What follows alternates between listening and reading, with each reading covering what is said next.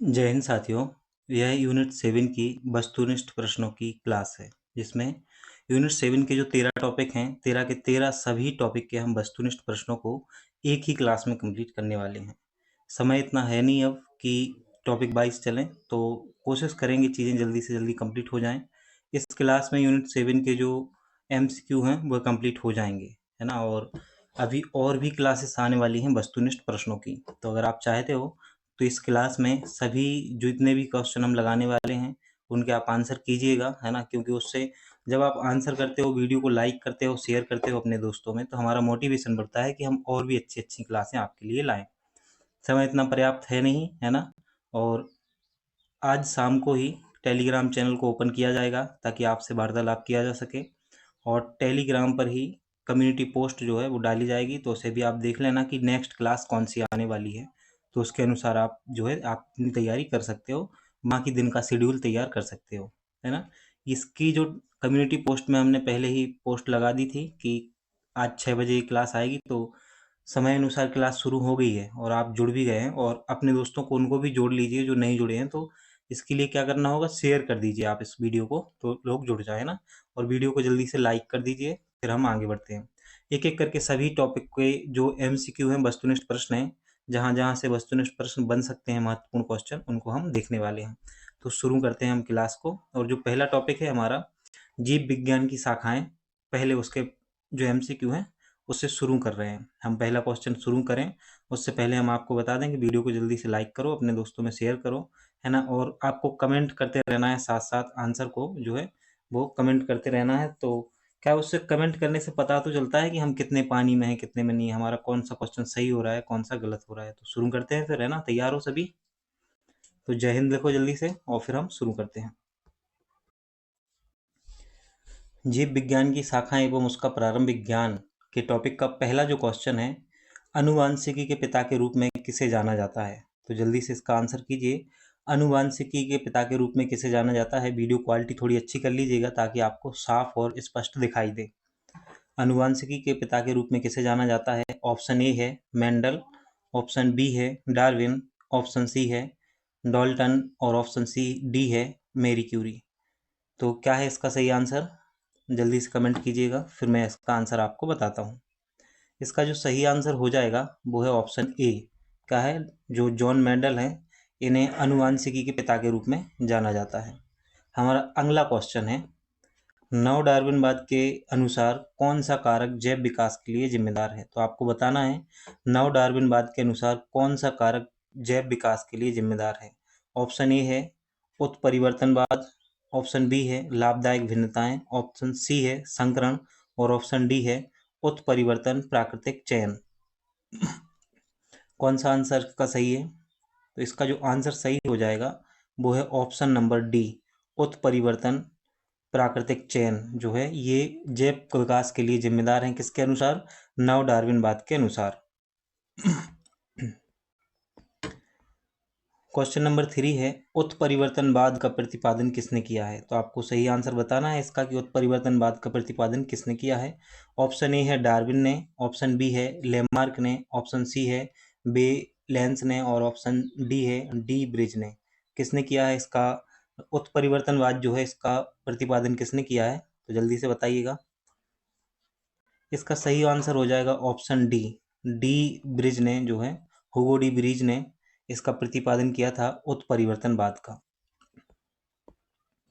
Question number 4 है, जीवों में आनुवांशिक भिन्नताओं का मूल स्रोत क्या है? जीवों में आनुवांशिक भिन्नताओं का मूल स्रोत क्या है? तो ऑप्शन ए है हार्मोन्स का प्रभाव, ऑप्शन बी है प्राकृतिक चयन, ऑप्शन सी है उत्परिवर्तन, और ऑप्शन डी है लैंगिक जनन। क्या है इसका सही आंसर? इसका सही आंसर हो जाएगा उत्परिवर्तन। तो जीवों में जो आनुवांशिक भिन्नताओं का मूल स्रोत है, इसका सही कारण है उत्परिवर्तन। क्या है? उत्परिवर्तन।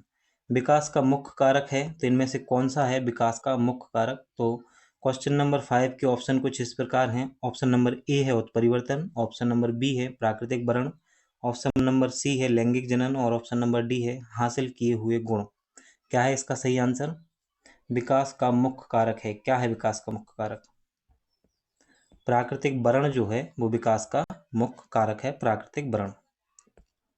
क्वेश्चन नंबर 6 है, मानव शरीर का भार होता है, मानव शरीर का भार होता है। तो जल्दी से ऑप्शन को पढ़िएगा और आंसर कीजिएगा। तो इसका सही आंसर हो जाएगा ऑप्शन नंबर ए, ध्रुवों पर अधिकतम होता है। कहाँ पर होता है? ध्रुवों पर अधिकतम होता है। मानव शरीर का जो भार है वह ध्रुवों पर अधिकतम होता है, जबकि भूमध्य रेखा पर सबसे कम होता है। क्वेश्चन नंबर 7 पर चलेंगे। तो क्वेश्चन नंबर 7 कहता है, जीवन संघर्ष और योग्यतम की उत्तरजीविता का संबंध किससे है? जीवन संघर्ष और योग्यतम की उत्तरजीविता का संबंध किससे है? ऑप्शन को देखिएगा और आंसर कीजिएगा। सही आंसर हो जाएगा डार्विनवाद से। तो जीवन संघर्ष और योग्यतम की जो उत्तरजीविता है, इसका सही आंसर है डार्विनवाद। किससे? डार्विनवाद से इसका सही आंसर है। अगला क्वेश्चन है क्वेश्चन नंबर 8, मधुमक्खियों की भाषा पहचानने के लिए नोबेल पुरस्कार दिया गया है। तो किन्हें दिया गया है मधुमक्खियों की भाषा पहचानने के लिए नोबेल पुरस्कार? इसका सही आंसर है कोबी फिरसक को। किसको? कोबी फिरसक को मधुमक्खियों की भाषा पहचानने के लिए नोबेल पुरस्कार जो है वो दिया गया है। क्वेश्चन नंबर 9 है, आलू के चिप्स प्लास्टिक के थैले में संकलित किए जाते हैं। क्यों किए जाते हैं? किस वातावरण में संकलित किए जाते हैं? आपको ये आंसर करना है। इसको हमने बहुत अच्छे से पढ़ा है यूनिट में, है ना। जब हम थ्योरी पढ़ रहे थे तो हमने बहुत शानदार तरीके से इन सब चीज़ों को देखा है। आलू के चिप्स के जो पैकेट हैं वो किस वातावरण में संकलित किए जाते हैं? इसका सही आंसर है नाइट्रोजन के वातावरण में संकलित किए जाते हैं। नाइट्रोजन वातावरण में संकलित किए जाते हैं। क्वेश्चन नंबर 10 है, स्थिति विज्ञान निम्नलिखित में से किससे संबंधित है? स्थिति विज्ञान जो है वह निम्नलिखित में से किससे संबंधित है? स्थिति विज्ञान सही आंसर होगा आपका विश्राम की स्थिति। जो स्थिति विज्ञान है इसका संबंध होता है किससे? विश्राम की स्थिति से होता है। क्वेश्चन नंबर 11 है, वर्ष 2022 में मेडिसन नोबेल पुरस्कार किस क्षेत्र में दिया गया है? तो जो वर्ष 2022 का नोबेल पुरस्कार है मेडिसन का, वो किस क्षेत्र में दिया गया है ये बताना है। इसका सही आंसर हो जाएगा ऑप्शन नंबर डी। क्या है? ऑप्शन नंबर डी जो है सही आंसर हो जाएगा। विलुप्त होमिनिन और मानव विकास के जीनोम के क्षेत्र में दिया जाता है दिया गया है। अगला क्वेश्चन है, जीन के भीतर अनुक्रम आधार में परिवर्तन कहलाता है। तो जीन के भीतर जो अनुक्रम आधार होता है उसमें परिवर्तन क्या कहलाता है? आप बताइएगा। इसको पढ़ा था ना हम लोगों ने। इसका सही आंसर है उत्परिवर्तन। क्या होता है? उत्परिवर्तन। जीन के भीतर अनुक्रमण आधार में परिवर्तन कहलाता है उत्परिवर्तन। अगले क्वेश्चन पर आते हैं। गुणसूत्रों की वंशागत का सिद्धांत दिया था, किसने दिया था गुणसूत्रों की वंशागत का सिद्धांत? तो जो गुणसूत्रों में वंशागत का सिद्धांत है ये दिया है सूटन और बोवेरी ने। ऑप्शन नंबर बी इसका सही होगा। ये जेपीएससी में 2021 में पूछा गया है, गुणसूत्रों की वंशागत का सिद्धांत किसने दिया है? तो सूटन और बोवेरी ने दिया है। डीएनए के दी हेलिक्स प्रारूप को पहली बार किसने प्रस्तावित किया था? तो जो डीएनए का दी हेलिक्स प्रारूप है इसको सर्वप्रथम किसने प्रस्तावित किया था? आपको ये बताना है। ये यूपीपीएससी 2012 में पूछा जा चुका है क्वेश्चन।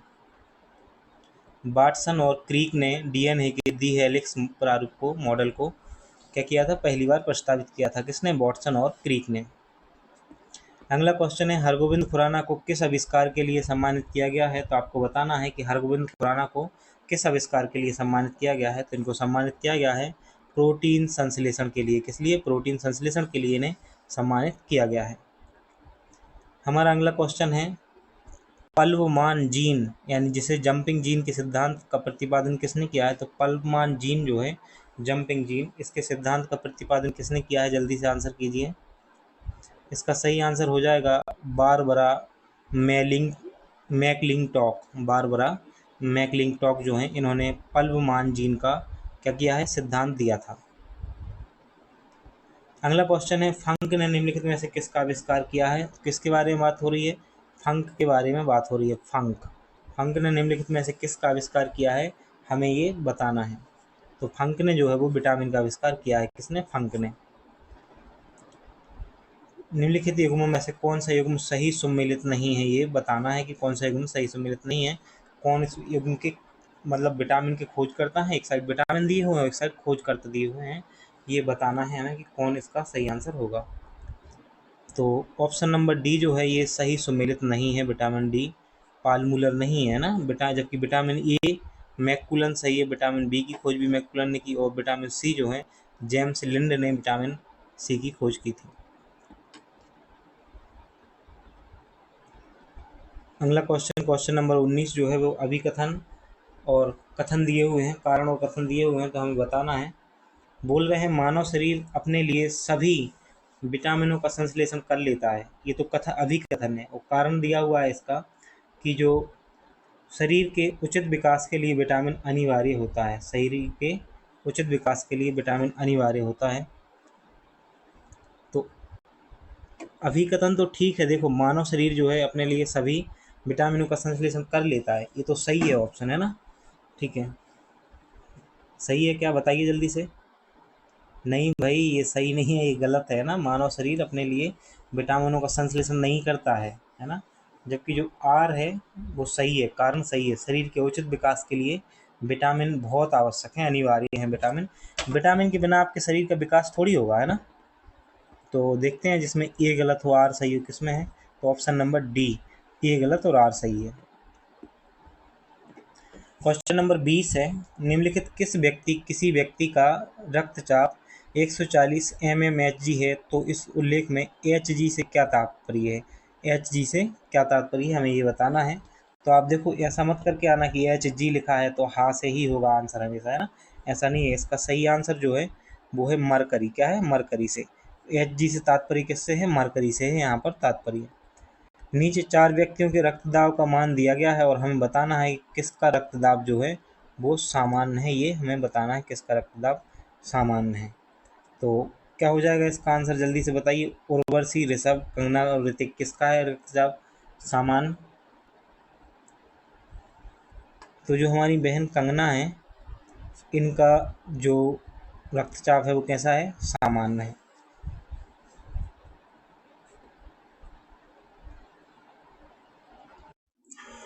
हमारा दूसरा चैप्टर जो है वो रहे रासायनिक विज्ञान का प्रारंभिक ज्ञान, है ना, और उसकी शाखाएं। तो इसका पहला क्वेश्चन शुरू करते हैं। गोताखोरों के सांस लेने संबंधी क्रिया में उपयोग की जाने वाली गैस कौन सी है, ये बताना है। तो आप बताइएगा जल्दी से कौन सा ऑप्शन सही है, जिसमें गोताखोर जो है वो गोताखोर जब पानी में जाते हैं अंदर तो कौन सी गैस लेकर जाते हैं साथ में, सांस लेने के लिए उपयोगी होती है, कौन सी गैस लेकर जाते हैं, बताइए जल्दी से। इसका जो सही आंसर है वो आंसर हो जाएगा ऑप्शन नंबर बी। क्या है, ऑप्शन नंबर, ऑक्सीजन तथा हीलियम की आवश्यकता पड़ती है। प्लास्टर ऑफ पेरिस का रासायनिक नाम क्या है, प्लास्टर ऑफ पेरिस का रासायनिक नाम क्या है। तो इसका सही आंसर हो जाएगा calcium sulphate hemihydrate. Calcium sulphate hemihydrate जो है वो प्लास्टर ऑफ पेरिस का रासायनिक नाम हो जाएगा। प्लास्टिक ऑफ पेरिस का रासायनिक नाम आपको याद रखना है क्या, कैल्शियम सल्फेट हेमीहाइड्रेट। निम्नलिखित निगमों पर विचार करना है और बताना है कि कौन सा सही सुमेलित है ना, कौन सा सही सुमेलित है हमें ये बताना है। तो नियोन जो गैस है ना, नियोन गैस का प्रयोग किसमें, विज्ञापन बॉक्स में होता है क्या, तो ये बिल्कुल सही है ना। पहला जो ऑप्शन है ये ऑप्शन बिल्कुल सही है, नियोन का उपयोग विज्ञापन बॉक्स में होता है, ठीक है। जो सोडियम एजोइट है इसका प्रयोग क्या कार बैग में होता है, तो ये भी सही है ना। सोडियम एजोइट गैस का प्रयोग कार एयर बैग में होता है, किसमें, कार एयर बैग में सोडियम एजोइट का प्रयोग होता है। हमारा अगला है एसिटिलीन गैस, कौन सी गैस है, एसिटिलीन गैस, इसका प्रयोग वेल्डिंग करने में होता है, तो यह भी कथन सही है बिल्कुल भी।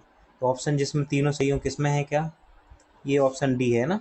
तो ऑप्शन डी इसका सही आंसर हो जाएगा। दोबारा से देख लो प्रश्न को, हमें ये बताना था किस गैस का प्रयोग कहाँ होता है। तो नियोन गैस का प्रयोग होता है विज्ञापन बॉक्स में, सोडियम एजोइड का प्रयोग होता है कारियर बैग में, और एसिटिलीन का प्रयोग होता है वेल्डिंग करने में। कहाँ पर, वेल्डिंग करने में इसका उपयोग होता है।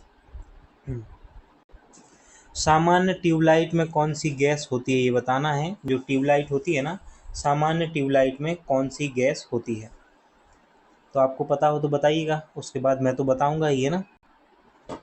आर्गन के साथ मरकरी पेपर, आर्गन के साथ मरकरी वेपर जो है वो सामान्य ट्यूबलाइट में गैस भरी होती है, आर्गन के साथ मरकरी वेपर। अगर वीडियो अच्छा लग रहा हो तो वीडियो को लाइक कर दो, अगर नहीं किया है तो, है ना, और बता भी सकते हो कि वीडियो अच्छा लग रहा है।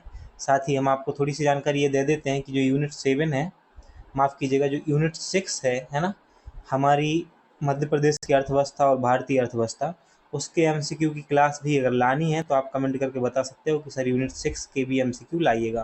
तो जो नए टॉपिक जुड़े हैं उनके भी एमसीक्यू हो जाएंगे, और साथ ही कुछ ऐसे टॉपिक हैं जो पहले से पढ़ ही रहे थे तो वह भी कंप्लीट कर लेंगे। यह जरूर याद रखना है कि ट्यूबलाइट में कौन सी गैस होती है, आर्गन के साथ मरकरी वेपर। हाइड्रोजन को जलाने से क्या प्राप्त होता है, जब हम हाइड्रोजन को जलाते हैं तो हमें क्या प्राप्त होता है ये हमें बताना है। जब आप हाइड्रोजन को जलाओगे ना तो आपको पानी की प्राप्ति होगी, किसकी, जल की प्राप्ति होगी। हाइड्रोजन को जलाने से क्या होता है, जल प्राप्त होता है। महात्मा गांधी जी ने अपने आंदोलनों में निम्नलिखित में से किसका प्रयोग किया है, तो महात्मा गांधी जी जो हैं उन्होंने अपने आंदोलनों में इनमें से किसका प्रयोग किया है, सोडियम क्लोराइड जो है इसका प्रयोग महात्मा गांधी ने अपने आंदोलनों में किया है। इनमें से कौन सी नोबेल गैस कहलाती है, तो इनमें से कौन सी गैस है जिसे नोबेल गैस के नाम से जाना जाता है। हाइड्रोजन है क्या, ऑक्सीजन है क्या, हीलियम या कार्बन डाइऑक्साइड, कौन सा है सही आंसर। इसका सही आंसर हो जाएगा ऑप्शन सी, हीलियम जो है इसका सही आंसर हो जाएगा। इनमें कौन सी नोबेल गैस है, हीलियम। हास्य या लॉफिंग गैस है तो किसे कहा जाता है, लॉफिंग गैस, ये बताना है आपको। हास्य या लॉफिंग गैस किसे कहा जाता है, ऑप्शन को देखिएगा और आंसर कीजिएगा। ऑप्शन नंबर बी जो है नाइट्रस ऑक्साइड जो है इसका सही आंसर होगा। आलू के चिप्स प्लास्टिक के थैले में संकलित किए जाते हैं, क्यों किए जाते हैं ऐसा अभी हम क्वेश्चन देख चुके हैं पहले, क्योंकि नाइट्रोजन के वातावरण में इनको संकलित किया जाता है ताकि जल्दी से ही खराब ना हो। 7 मई 2020 को विशाखापट्टनम के एलजी पॉलीमर उद्योग में किस गैस का रिसाव हुआ है, लास्ट क्लास में भी अलग से पढ़ा था हमने, है ना। तो जो विशाखापट्टनम में एलजी पॉलीमर उद्योग था उसमें एक गैस का रिसाव हुआ था, कब, 7 मई 2020 को, और वह गैस थी स्टाइरिन गैस। कौन, स्टाइरिन गैस जो है वो गैस थी। अगला क्वेश्चन है, वर्ष 2022 रसायन नोबेल पुरस्कार किस क्षेत्र में दिया गया है, तो 2022 का है ये, है ना। अभी जो नए आए हैं उनको भी पढ़ना है। करंट अफेयर्स की क्लास में शायद आपने पढ़ लिया होगा, है ना, तो जरूर आप करंट अफेयर्स की क्लास देखते होंगे अगर हमारी, तो निश्चित रूप से आपने समझ लिया होगा इनको भी अच्छे से। वर्ष 2022 रसायन नोबेल पुरस्कार जो है वो किस क्षेत्र में दिया गया था ये बताना है। तो ये दिए गए थे क्लिक केमिस्ट्री एवं बायो आर्थोगोनल केमिस्ट्री के विकास के लिए। ऑप्शन नंबर डी इसका सही हो जाएगा। परमाणु सिद्धांत का जनक किसे माना जाता है, यह तो लगभग सभी को पता होता है, तो आपको भी पता होना चाहिए। परमाणु सिद्धांत का जो जनक है वह जॉन डाल्टन को माना जाता है। निम्नलिखित में से कौन सा सुमेलित नहीं है, तो ये हम जानना चाह रहे हैं कि इनमें से कौन सा सुमेलित नहीं है ना। तो बाकी 3 तो सुमेलित होंगे और एक सुमेलित नहीं होगा, तो कौन सा है।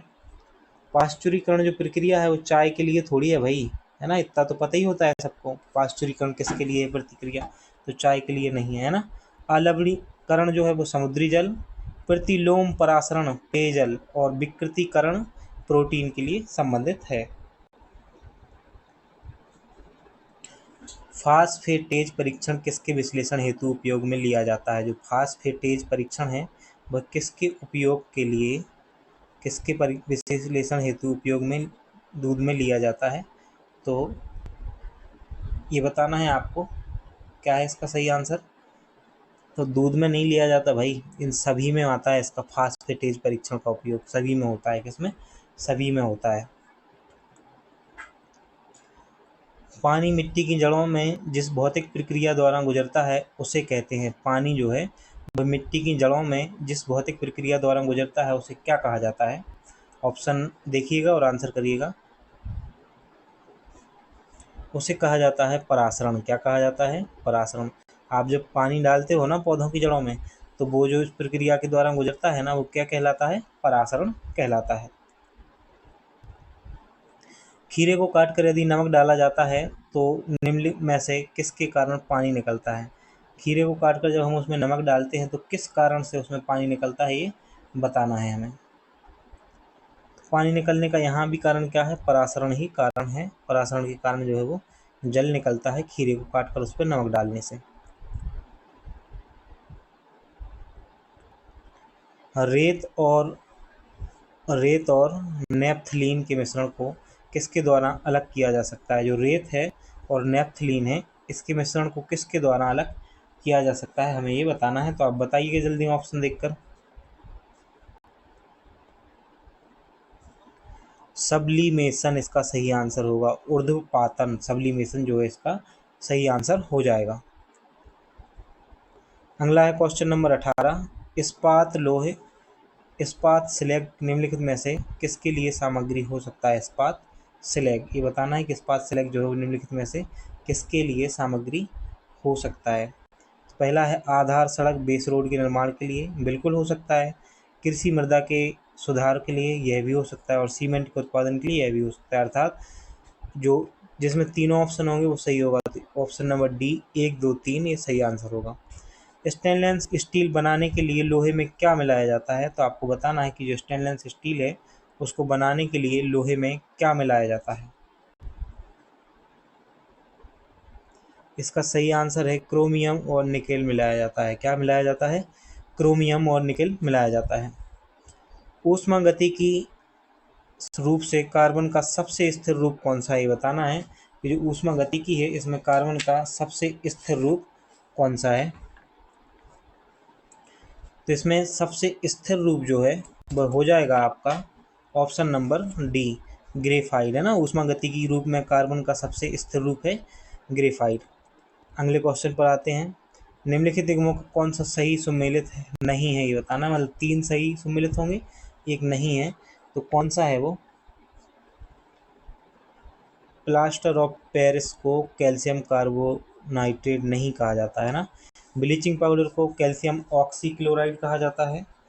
वॉशिंग पाउडर को सोडियम कार्बोनेट, और बेकिंग सोडा को सोडियम बाइकार्बोनेट कहा जाता है। नीलथोथा रासायनिक रूप में क्या होता है? नीलथोथा रासायनिक रूप में, तो इसका सही आंसर हो जाएगा option number C, copper sulphate होता है।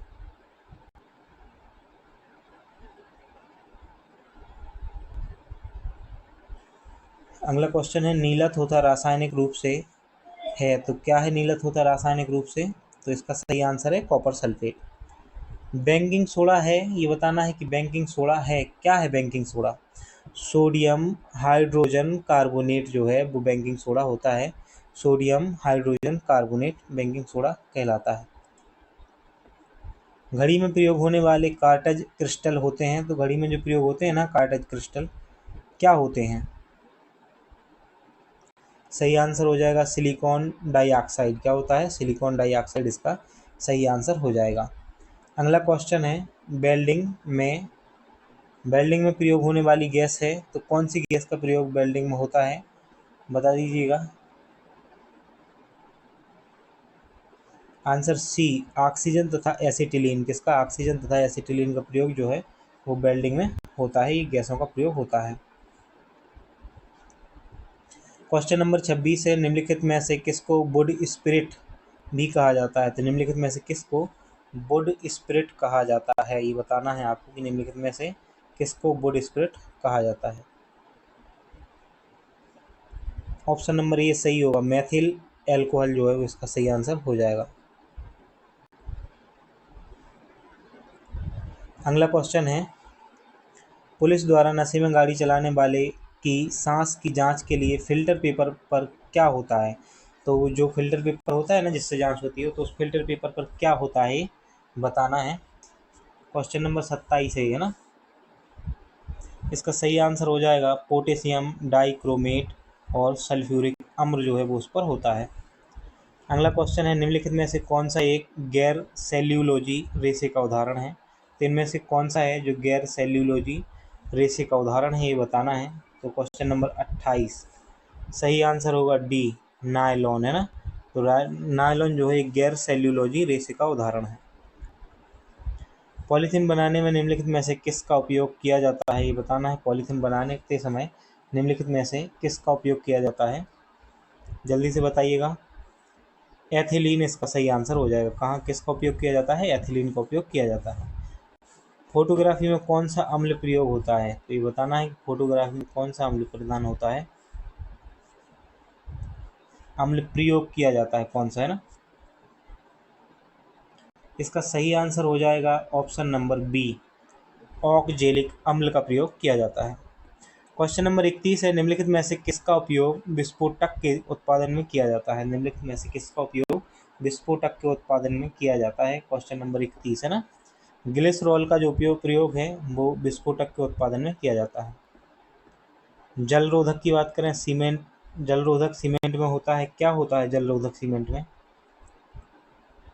तो जो जल रोधक सीमेंट होती है उसमें कैल्शियम स्टीरेट होता है, एल्यूमिनियम स्टीरेट होता है और टैनिक अम्ल होता है, किसमें, जल रोधक सीमेंट में।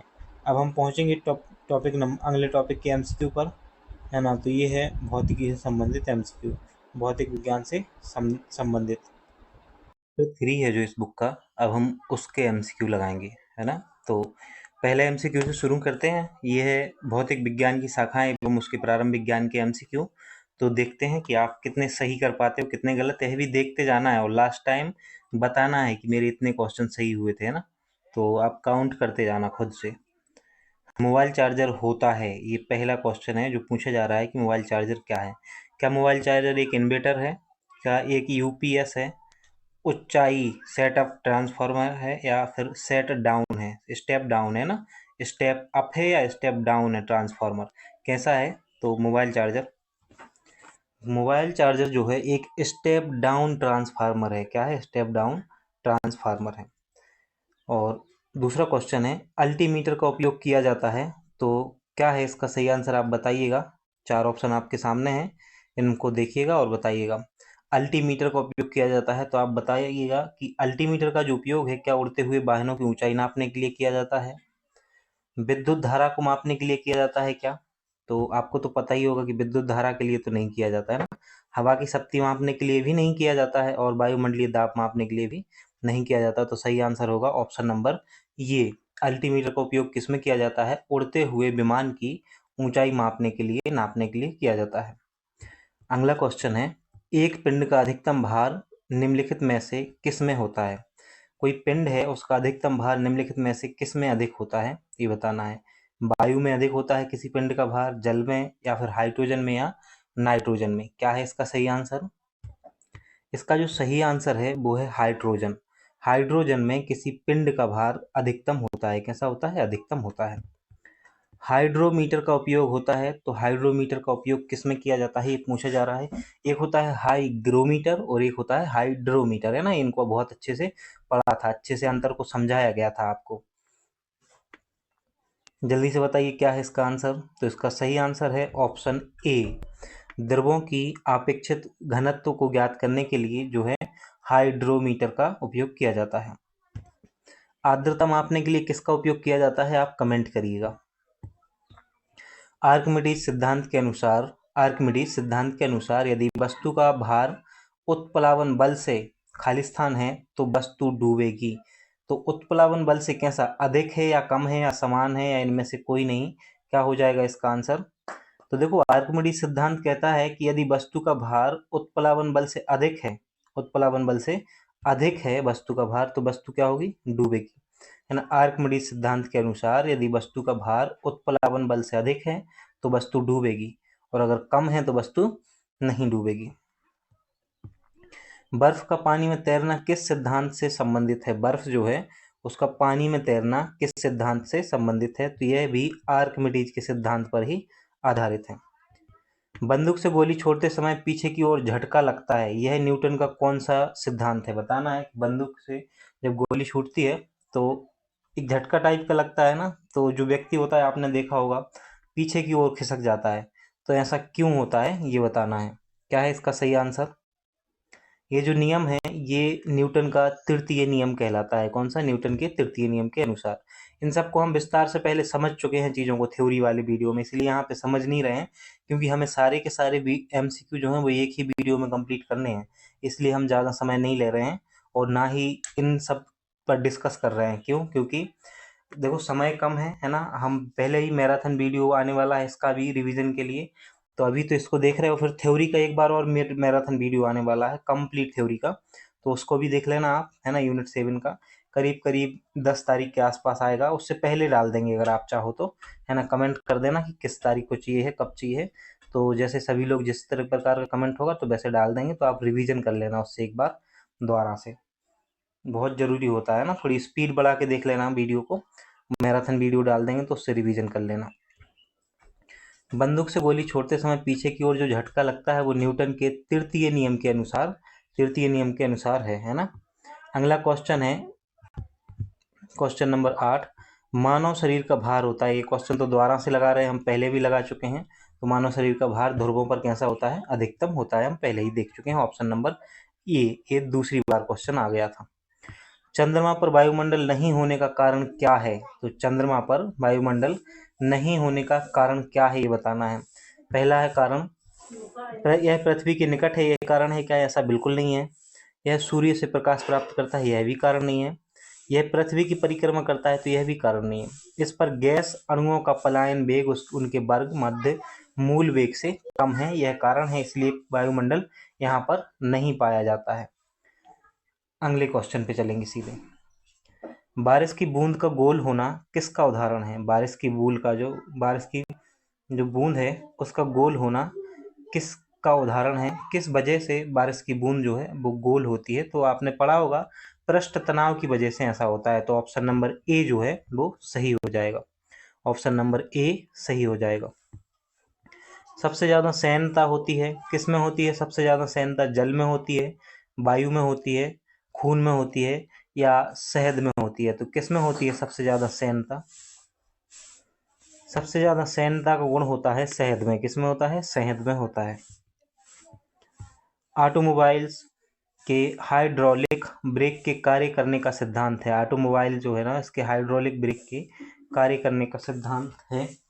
तो आर्किमिडीज का सिद्धांत, न्यूटन सिद्धांत, बर्नौली सिद्धांत या पास्कल सिद्धांत, इनमें से कौन सा सही आंसर होगा जल्दी से बताइएगा। जो हाइड्रोलिक ब्रेक कार्य करता है इस पर सिद्धांत दिया है पास्कल का नियम। क्या है, पास्कल का नियम सही आंसर हो जाएगा। निम्नलिखित में से विद्युत खपत को बढ़ते क्रम में प्रदर्शित कर रहा है, ऐसा कौन सा है जो विद्युत खपत को बढ़ते क्रम में क्या कर रहा है, प्रदर्शित कर रहा है। तो सबसे अधिक इनमें से विद्युत कौन खाता है, पहले तो ये देखो, एक टेलीविजन ऑप्शन है, पंखा है, विद्युत प्रेस है और इलेक्ट्रिक केतली है। तो हमें देखना है बढ़ते हुए क्रम में, मतलब सबसे कम खाता होगा जो पहले वो आएगा। तो देखो टेलीविजन तो बहुत बिजली खाता है ना, विद्युत प्रेस भी बहुत बिजली खाता है, इलेक्ट्रिक केतली भी बहुत बिजली खाती है। तो पहला होगा, पहले स्थान पे आना चाहिए पंखा, और पहले के स्थान पे किस में है, सी में है। इस प्रकार से हमारा ऑप्शन नंबर सी जो है वो सही हो जाएगा। अब देख लेते हैं। तो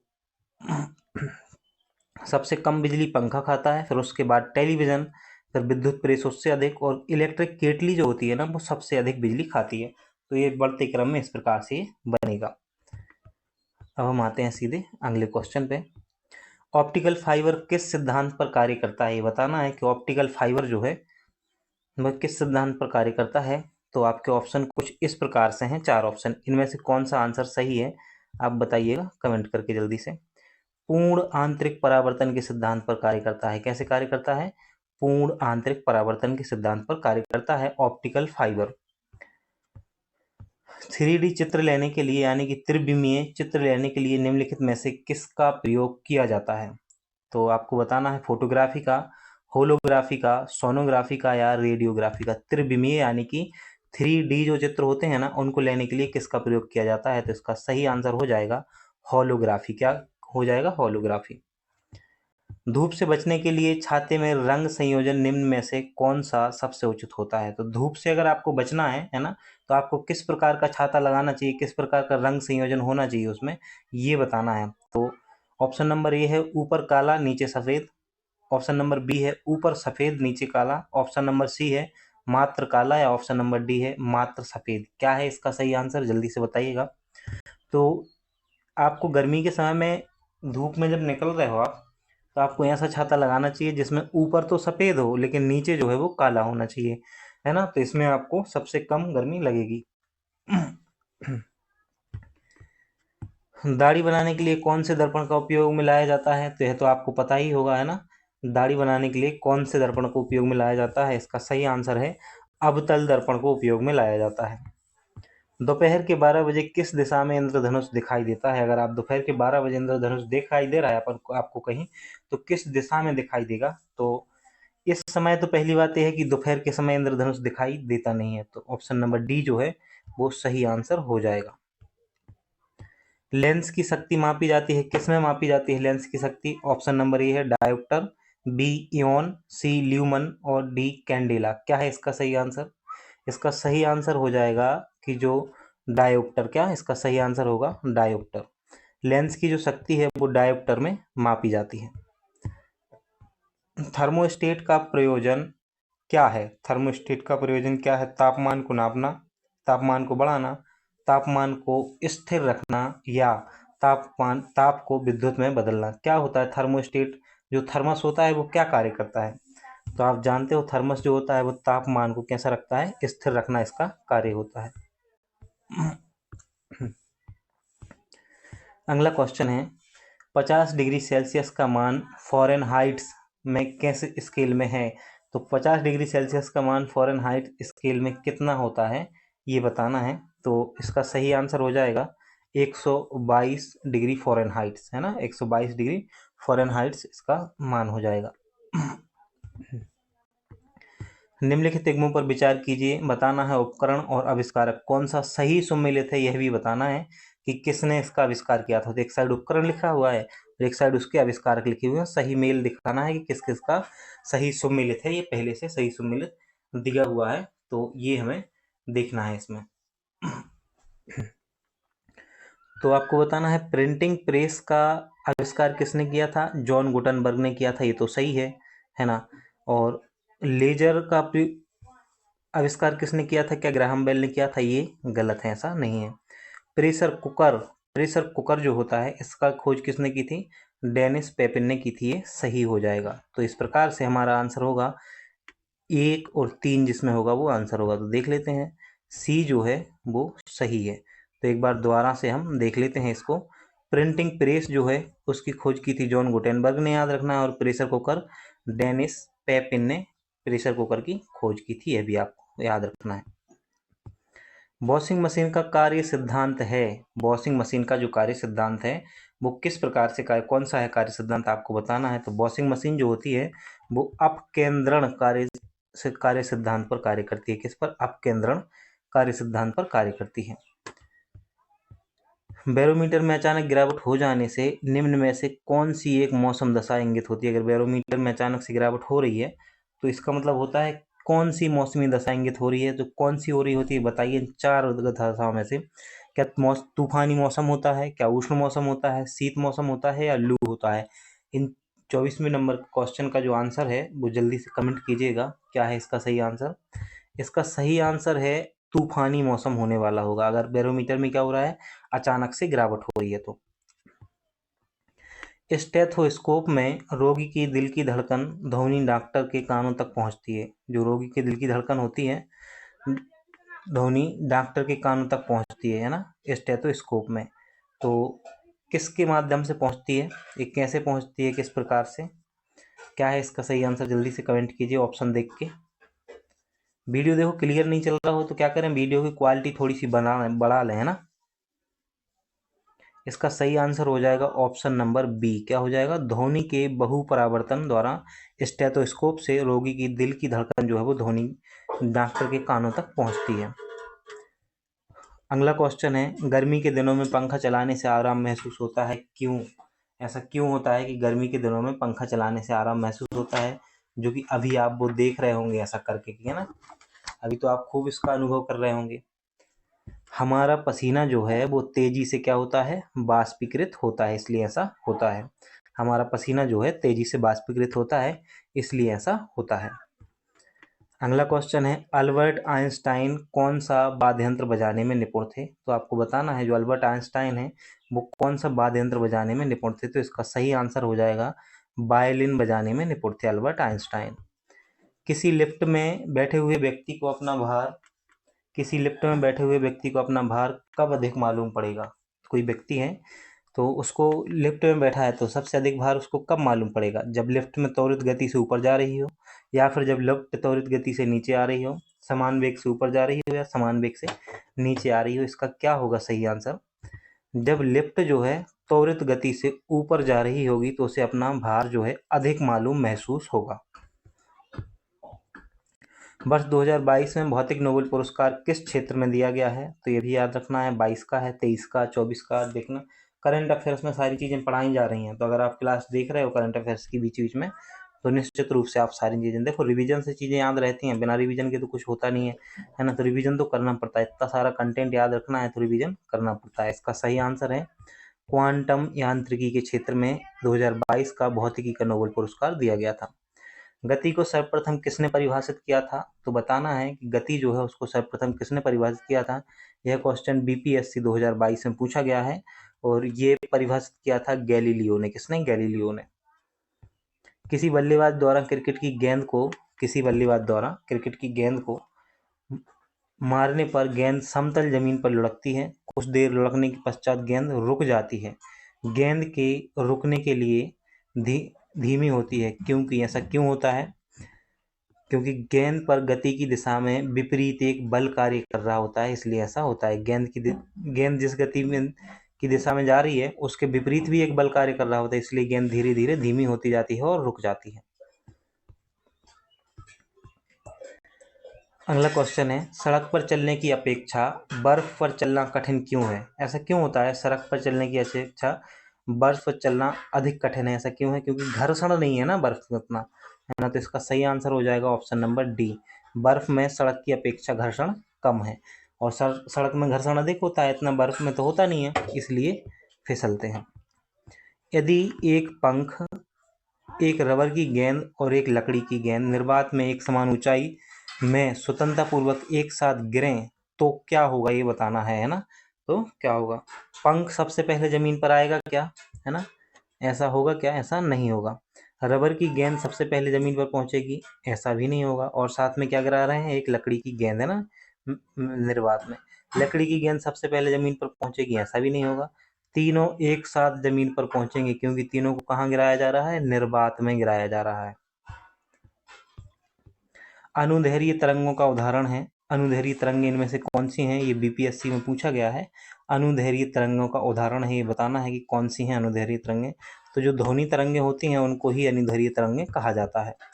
वायु की गति का मापन किसमें किया जाता है? आपको बताना है कि वायु की जो गति होती है उसका मापन किसमें किया जाता है। तो वायु की गति का मापन एनीमोमीटर में द्वारा किया जाता है।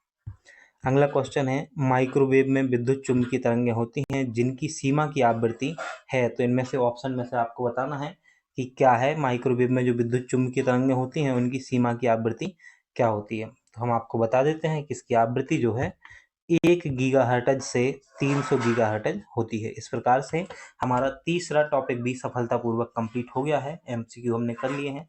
वीडियो पसंद आ रहा है तो जिन्होंने अभी तक लाइक नहीं किया है वो लाइक भी कर सकते हो, अपने दोस्तों में शेयर भी कर सकते हो, है ना। उसके बाद अब हम अगले टॉपिक पर पहुंचते हैं जिसका नाम है प्रमुख वैज्ञानिक संस्थान एवं उनकी उपलब्धियां। इसके एमसीक्यू लगाते हैं, तो पहुंचते हैं सीधे, है ना, बिना देरी किए।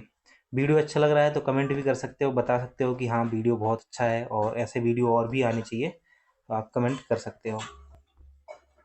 तो हम पहुंचते हैं सीधे अगली प्रश्न पुस्तिका पर, जो कि है प्रमुख वैज्ञानिक संस्थान एवं उनकी उपलब्धियों से संबंधित। अध्याय क्रमांक 4 का पहला जो एमसीक्यू है उसको लगाएं। टॉपिक क्रमांक 4 है जो हमारा, उसका, है ना, क्या है? सूर्य के व्यापक अध्ययन के लिए निम्नलिखित में से कौन सा इसरो का हाल का वैज्ञानिक मिशन है? ये एमपीपीएससी 2023 में पूछा गया प्रश्न है ना, और उसका आपने सही आंसर किया होगा जो 23 में बैठे होंगे परीक्षा में। और जो अब बैठने वाले होंगे वो याद रखेंगे कि हम इसे करंट अफेयर्स में ही पढ़ रहे हैं, यूनिट 7 में भी हमने पढ़ा है। आदित्य L1 मिशन जो है वो सूर्य के व्यापक अध्ययन के लिए किसका है? इसरो के द्वारा लॉन्च किया गया था, इसरो का, है ना। हाँ, ये 2020 में पूछा गया है क्वेश्चन। किस संगठन ने बायोमित्र नाम के भारतीय रोबोट को विकसित किया है? तो इस प्रकार के क्वेश्चन भी आते हैं कि किस संगठन ने किसको लॉन्च किया है, कौन सा जो है रोबोट को लॉन्च किया है। तो इसका सही आंसर है इसरो। क्या है इसका सही आंसर? इसरो के द्वारा इसे लॉन्च किया गया है।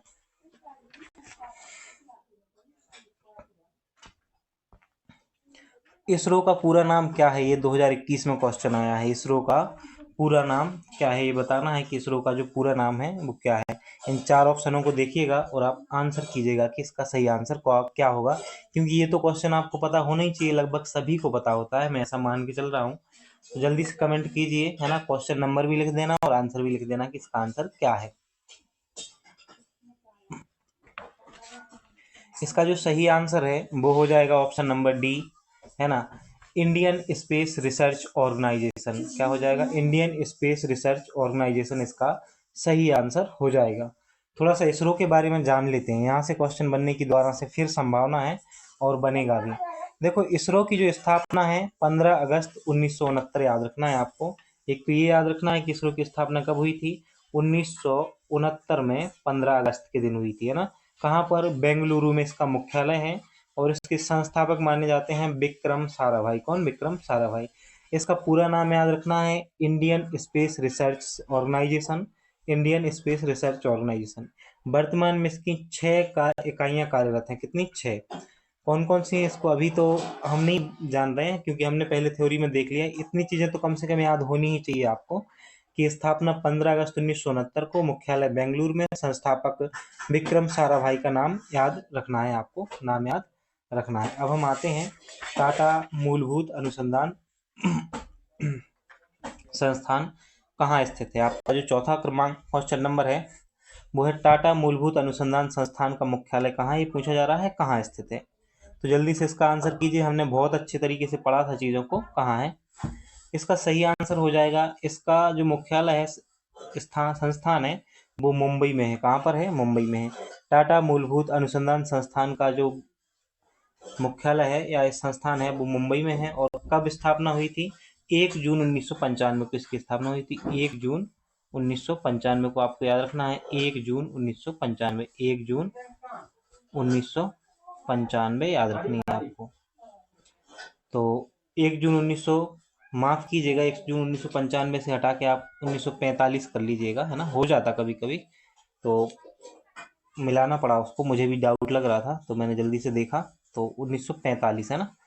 1 जून 1945 को टाटा मूलभूत अनुसंधान संस्थान की स्थापना हुई थी और इसकी स्थापना डॉक्टर होमी जे भाभा के द्वारा की गई थी, टाटा मूलभूत अनुसंधान संस्थान की। इतनी चीज़ें आपको याद रखनी है। अगला है भाभा एटॉमिक रिसर्च सेंटर की स्थापना कब की गई। भाभा एटॉमिक रिसर्च सेंटर की जो स्थापना है कब की गई, तो इसका सही आंसर है 3 जनवरी 1954 को इसकी स्थापना की गई थी। कब? 3 जनवरी 1954 को भाभा एटॉमिक रिसर्च सेंटर की स्थापना की गई थी। थोड़ा सा इसके बारे में भी जान लेते हैं। देखो, भाभा एटॉमिक रिसर्च सेंटर जो है इसका मुख्यालय है ट्राम्बे, मुंबई में, है ना। और 3 जनवरी 1954 को इसकी स्थापना हुई थी। इसका जो पुराना नाम है एटॉमिक एनर्जी एस्टेब्लिशमेंट, इसका पुराना नाम था, यह भी याद रखना है। तो 3 जनवरी 1954 को स्थापना हुई थी, है ना, और इसे 20 जनवरी 1957 को नेहरू जी ने राष्ट्र को समर्पित किया था। वर्तमान नाम डॉक्टर होमी जहांगीर भाभा के नाम से पर 1966 में रखा गया है। तो भाभा एटॉमिक रिसर्च सेंटर, यह आपको याद रखना है। क्वेश्चन नंबर 6 जो है वो कह रहा है कि भारत का पहला उपग्रह आर्यभट्ट को किस तिथि को लॉन्च किया गया था। तो इसका सही आंसर है 19 अप्रैल 1975। एक तो ये याद रखना है आपको कि 19 अप्रैल 1975 को, अप्रैल भी याद रखना है और 1975 भी याद रखना है। 1975 को जो है वो आर्यभट्ट को क्या किया गया था? लॉन्च किया गया था। ये भारत का पहला उपग्रह माना जाता है ना। अगला क्वेश्चन है, 1 मिनट रुकेंगे आप, है ना, लाइन पर रहना 1 मिनट।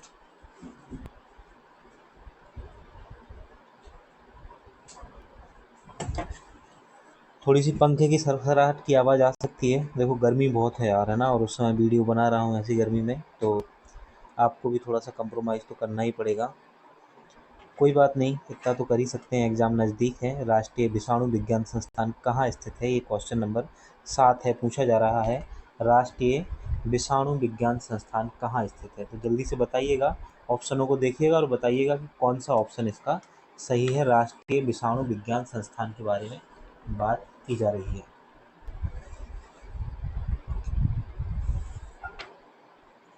इसका जो सही आंसर है Pune, option number D, option number D जो है पुणे, इसका सही आंसर हो जाएगा।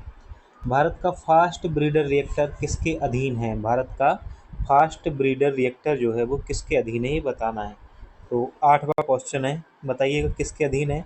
ऑप्शन नंबर ए है भारतीय अंतरिक्ष अनुसंधान संस्थान, इंदिरा गांधी परमाणु अनुसंधान संस्थान केंद्र, रावत भाता परमाणु केंद्र और भौतिक अनुसंधान प्रयोगशाला। किसके अधीन है भारत का फास्ट ब्रीडर रिएक्टर, किसके अधीन है? तो इसका सही आंसर हो जाएगा इंदिरा गांधी परमाणु अनुसंधान केंद्र। किसके अंतर्गत आता है? इंदिरा गांधी परमाणु अनुसंधान केंद्र। ऑप्शन बी जो है वो सही आंसर होगा। राष्ट्रीय समुद्र विज्ञान संस्थान कहाँ स्थित है? कौन सा राष्ट्रीय समुद्र विज्ञान संस्थान कहाँ स्थित है? तो ये आपको बताना है कि राष्ट्रीय समुद्र विज्ञान संस्थान कहाँ पर है। ऑप्शन देखिएगा और जल्दी से आंसर कीजिएगा। इसका सही आंसर है राष्ट्रीय समुद्र विज्ञान संस्थान गोवा में है। राष्ट्रीय विषाणु विज्ञान संस्थान कहाँ पर है? कौन सा विषाणु विज्ञान संस्थान कहाँ पर है? इसका सही आंसर है पुणे में है। कहाँ पर है? पुणे में है। तो पुणे में हम 2 संस्थान देख चुके हैं ना, कौन कौन से? एक तो हमने राष्ट्रीय विषाणु विज्ञान, अच्छा ये द्वारा से लग गया है क्वेश्चन, है ना, कोई बात नहीं। राष्ट्रीय जनजाति स्वास्थ्य अनुसंधान संस्थान कहाँ पर स्थित है? राष्ट्रीय जनजाति स्वास्थ्य अनुसंधान संस्थान कहाँ पर स्थित है? तो आपको बताना है भोपाल में, कटक में, जबलपुर में या छिंदवाड़ा में। तो इसका सही आंसर है जबलपुर में राष्ट्रीय जनजाति स्वास्थ्य अनुसंधान केंद्र जो है वो स्थित है। इसलिए भी महत्वपूर्ण हो जाता है क्वेश्चन क्योंकि मध्य प्रदेश से संबंधित है। Saha institute of nuclear physics कहाँ स्थित है? Saha institute of nuclear physics कहाँ पर स्थित है, ये बताना है आपको। तो मुंबई में है, भुवनेश्वर में है, कोलकाता में है या पुणे में है? जल्दी से कमेंट करके बताइएगा कहाँ पर है। तो इसका सही आंसर हो जाएगा कलकत्ता में है। साहा इंस्टीट्यूट जो है ऑफ न्यूक्लियर फिजिक्स कहाँ पर है? कलकत्ता में है। अगला क्वेश्चन है क्वेश्चन नंबर 13। भारत का क्षेत्रीय गेहूं अनुसंधान केंद्र मध्य प्रदेश में कहाँ स्थित है? भारत का क्षेत्रीय गेहूं अनुसंधान केंद्र मध्य प्रदेश में कहाँ स्थित है? तो इसका सही आंसर है इंदौर में स्थित है। डीआरडीओ की स्थापना 1958 में हुई थी। आज पूरे देश में इसकी प्रयोगशालाओं की संख्या पूछी जा रही है कि कितनी है इसकी प्रयोगशालाओं की संख्या। तो इसका सही आंसर होगा देश भर में डीआरडीओ की प्रयोगशालाओं की संख्या जो है वो 48 है। कितनी है? 48 हो गई है डीआरडीओ की जो है ना। अच्छा, हम आपसे एक क्वेश्चन पूछते हैं, आप उसका आंसर देंगे। देखो, हमें पता है कि भारत का पहला उपग्रह आर्यभट्ट है। कौन सा है? आर्यभट्ट है, जो सोवियत संघ के सहयोग से 19 अप्रैल 1975 को लॉन्च हुआ था, ठीक है ना। और 18 जुलाई 1980 को एक और उपग्रह छोड़ा गया था जो कि भारत की भूमि से छोड़ा गया था। कौन सा उपग्रह है? उपग्रह का नाम बताइएगा आप, है ना, ये बहुत महत्वपूर्ण क्वेश्चन है। तो अगले क्वेश्चन पे चलें फिर, ठीक है। अगला क्वेश्चन है भारतीय गेहूं व जौ अनुसंधान केंद्र कहाँ पर स्थित है? ये बताना है कि भारतीय गेहूं और जौ अनुसंधान केंद्र कहाँ पर स्थित है। तो इसका जो सही आंसर है वो हो जाएगा करनाल। कहाँ पर है? भारतीय गेहूं अनुसंधान केंद्र अकेला पूछा जाए तब भी करनाल आंसर करेंगे, भारतीय जौ अनुसंधान पूछा जाए तब भी आप करनाल आंसर करेंगे। और करनाल कहाँ पर है? हरियाणा में। पुरा वनस्पतिक बीरबल साहिनी अनुसंधान केंद्र कहाँ स्थित है? पुरा वनस्पति बीरबल साहिनी अनुसंधान केंद्र कहाँ पर है? तो इसका सही आंसर हो जाएगा लखनऊ में है। कहाँ पर है? लखनऊ में है। भारत में समन्वित निर्देशित प्रक्षेपास्त्र विकास कार्यक्रम IGMDP किसकी अध्यक्षता में शुरू किया गया था? ये बताना है कि जो भारत में समन्वित निर्देशित प्रक्षेपास्त्र विकास कार्यक्रम है किसकी अध्यक्षता में शुरू किया गया था। तो आपके पास 4 ऑप्शन है, इनमें से बताइएगा किसके के द्वारा किया गया था। इसका सही आंसर है missile man APJ Abdul Kalam उस समय अध्यक्षता कर रहे थे। अंतर्राष्ट्रीय अंतरिक्ष स्टेशन पर किसी नासा के अंतरिक्ष यात्री द्वारा सर्वाधिक लंबी यात्रा का रिकॉर्ड है। और अभी ये तो अंतर्राष्ट्रीय अंतरिक्ष स्टेशन पर है ना, अभी अंतरिक्ष में रहने पर रिकॉर्ड बनाया है किसी ने, उसका आपको नाम बताना है। जो करंट अफेयर्स में कल की क्लास में हमने पढ़ा था, है ना, तो आप जरूर बताएंगे। और अगर याद नहीं है और करंट अफेयर्स की क्लास देखी थी तो दोबारा से देखो एक बार क्लास को, ताकि याद हो जाए। या फिर ग्रुप में PDF डली है तो वहाँ पे जाओ, PDF डाउनलोड करो और उससे पढ़ो, रिवीजन करो, है ना, क्योंकि एग्जाम बहुत नज़दीक है। रिवीजन करना बहुत महत्वपूर्ण है बेटा। तो अंतरिक्ष स्टेशन पर किसी नासा के अंतरिक्ष यात्री द्वारा सर्वाधिक लंबी समय की यात्रा का जो रिकॉर्ड है वो बनाया है किसने? मार्क बेंड डे ने। किसने? मार्क बेंड डे ने। अंतरिक्ष में जाने वाले प्रथम अंतरिक्ष यात्री कौन थे? तो इसका सही आंसर तो लगभग सभी को ही पता होता है ना, यूरी गागरिन। यूरी गागरिन जो है अंतरिक्ष में जाने वाले प्रथम अंतरिक्ष यात्री बनाए गए थे। नाविक का फुल फॉर्म पूछा जा रहा है, यहाँ से क्वेश्चन बनेगा, है ना, देख लेना आप। नाविक का फुल फॉर्म क्या होता है, जल्दी से कमेंट करके बताइएगा। तो नाविक का फुल फॉर्म हम बता देते हैं आपको, navigation with Indian constellation. Navigation with Indian constellation, ये होता है नाविक का फुल फॉर्म, आपको याद रखना है।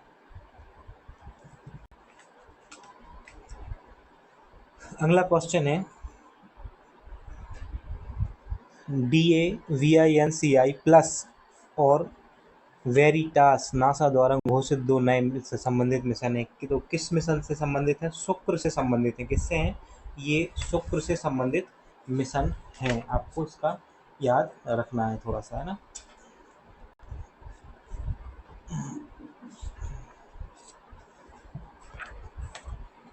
अगला क्वेश्चन है,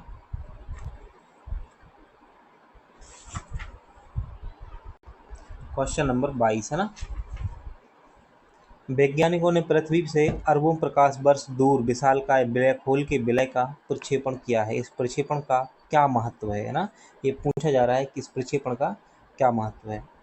तो इससे क्या पता चला है, गुरुत्वीय तरंगों का अभिज्ञान हुआ है। किसका हुआ है, गुरुत्वीय तरंगों का अभिज्ञान हुआ है इससे। ई लीसा का उद्देश्य क्या है, ई लीजा जो है इसका उद्देश्य क्या है, ये बताना है कि ई लीजा का उद्देश्य क्या है। ई लीजा का उद्देश्य है गुरुत्वीय तरंगों का पता लगाना, गुरुत्वीय तरंगों का पता लगाना ई लीजा का उद्देश्य है। नासा का अंतरिक्ष यान कैसिनी किस ग्रह के मिशन पर है। तो नासा का जो अंतरिक्ष यान है कैसिनी, ये पूछा जा रहा है किस ग्रह के मिशन पर है। तो इसका सही आंसर हो जाएगा शनि ग्रह के, जो है शनि ग्रह के मिशन पर है। कौन सा, सी ऑप्शन सही हो जाएगा, 24 का सी जो है वो सही होगा। वहीं अभी हमने नासा के द्वारा घोषित दो मिशन और देखे हैं ना, एक देखा है DA विंसी प्लस और देखा है वेरिटास। वो किसके लिए थे, वो थे शुक्र ग्रह के लिए, है ना। और वहीं कैसिनी पूछा जाए तो शनि ग्रह के लिए है कैसिनी। भारतीय उपग्रह श्रृंखला इनसेट का एक उदाहरण है। तो इन चार में से कौन सा है इनसेट, एक उदाहरण किसका है, इनसेट किसका उदाहरण है, ये पूछा जा रहा है इनमें से, है ना। तो इसका जो सही आंसर है ऑप्शन नंबर डी, है ना। मौसम विज्ञान संबंधित उपग्रह है इनसेट। इनसेट जो श्रृंखला है वो मौसम विज्ञान से संबंधित है। अगला क्वेश्चन है क्वेश्चन नंबर 26, आर्कटिक की जलवायु की निगरानी के लिए किस देश ने अपना पहला उपग्रह आर्कटिक एम लॉन्च किया है। तो क्वेश्चन नंबर 26 बोल रहे हैं कि जो आर्कटिक की जलवायु है उसकी निगरानी के लिए किस देश ने, है ना, देश की बात पूछी जा रही है, अपना पहला उपग्रह आर्कटिक एम लॉन्च किया है। तो पहले तो ये मिशन का नाम याद रखना है, आर्कटिक एम, है ना। किस देश ने किया है ये आपको बताना है। तो कमेंट करो जल्दी से अगर आपको ज्ञात है कि किसने किया है। ऐसा किया है, आर्कटिक एम जो मिशन है वो रूस का है। किसका है, रूस का है। भारतीय रिमोट सेंसिंग संस्थान के बारे में यहाँ पे पूछा जा रहा है। किसके बारे में, भारतीय रिमोट सेंसिंग संस्थान के बारे में पूछा जा रहा है कि ये कहाँ पर स्थित है। तो जल्दी से बताइए अगर किसी को पता हो कि भारतीय रिमोट सेंसिंग संस्थान जो है वो कहाँ पर स्थित है। भारतीय रिमोट सेंसिंग संस्थान कहाँ पर है, इसका सही आंसर है ऑप्शन ए, कहाँ पर, देहरादून में है। भारतीय रिमोट सेंसिंग संस्थान कहाँ पर है, देहरादून में है। तो भारतीय रिमोट सेंसिंग संस्थान पढ़ने में आता है, साथ ही एक और आता है पढ़ने में, कौन सा, राष्ट्रीय रिमोट सेंसिंग संस्थान। ये कहाँ पर है, हैदराबाद में है राष्ट्रीय वाला। तो भारतीय पूछा जाए तो देहरादून, और अगर राष्ट्रीय पूछा जाए तो आपको हैदराबाद आंसर करना है। अब आते हैं हम राजा रमन्ना पे, है ना। राजा रमन्ना उच्च प्रौद्योगिकी केंद्र कहाँ स्थित है, पूछा जा रहा है। ये तो आपको पता ही होगा क्योंकि मध्य प्रदेश से संबंधित है ना। तो राजा रमन्ना उच्च प्रौद्योगिकी केंद्र मध्य प्रदेश में कहाँ स्थित है, बताइएगा जल्दी से कहाँ पर स्थित है। इसका सही आंसर हो जाएगा ऑप्शन नंबर डी। कौन सा, ऑप्शन नंबर डी जो है, राजा रमन्ना उच्च प्रौद्योगिकी केंद्र मध्य प्रदेश में कहाँ स्थित है, इंदौर में स्थित है। राजा रमन्ना उच्च प्रौद्योगिकी केंद्र मध्य प्रदेश में स्थित है, इंदौर में। कहाँ पर, इंदौर में है। राजा रमन्ना प्रौद्योगिकी केंद्र के बारे में कुछ चीज़ें और जान लेते हैं। तो आपको याद रखना है कि राजा रमन्ना उच्च प्रौद्योगिकी केंद्र की स्थापना 1948 में हुई थी। कब हुई थी, 1948 में हुई थी। और राजा रमन्ना उच्च प्रौद्योगिकी केंद्र जो है, जिसे RR कैट कहा जाता है ना। अगर RR कैट का फुल फॉर्म पूछा जाए तो Raja Ramanna for advance technology होता है ना।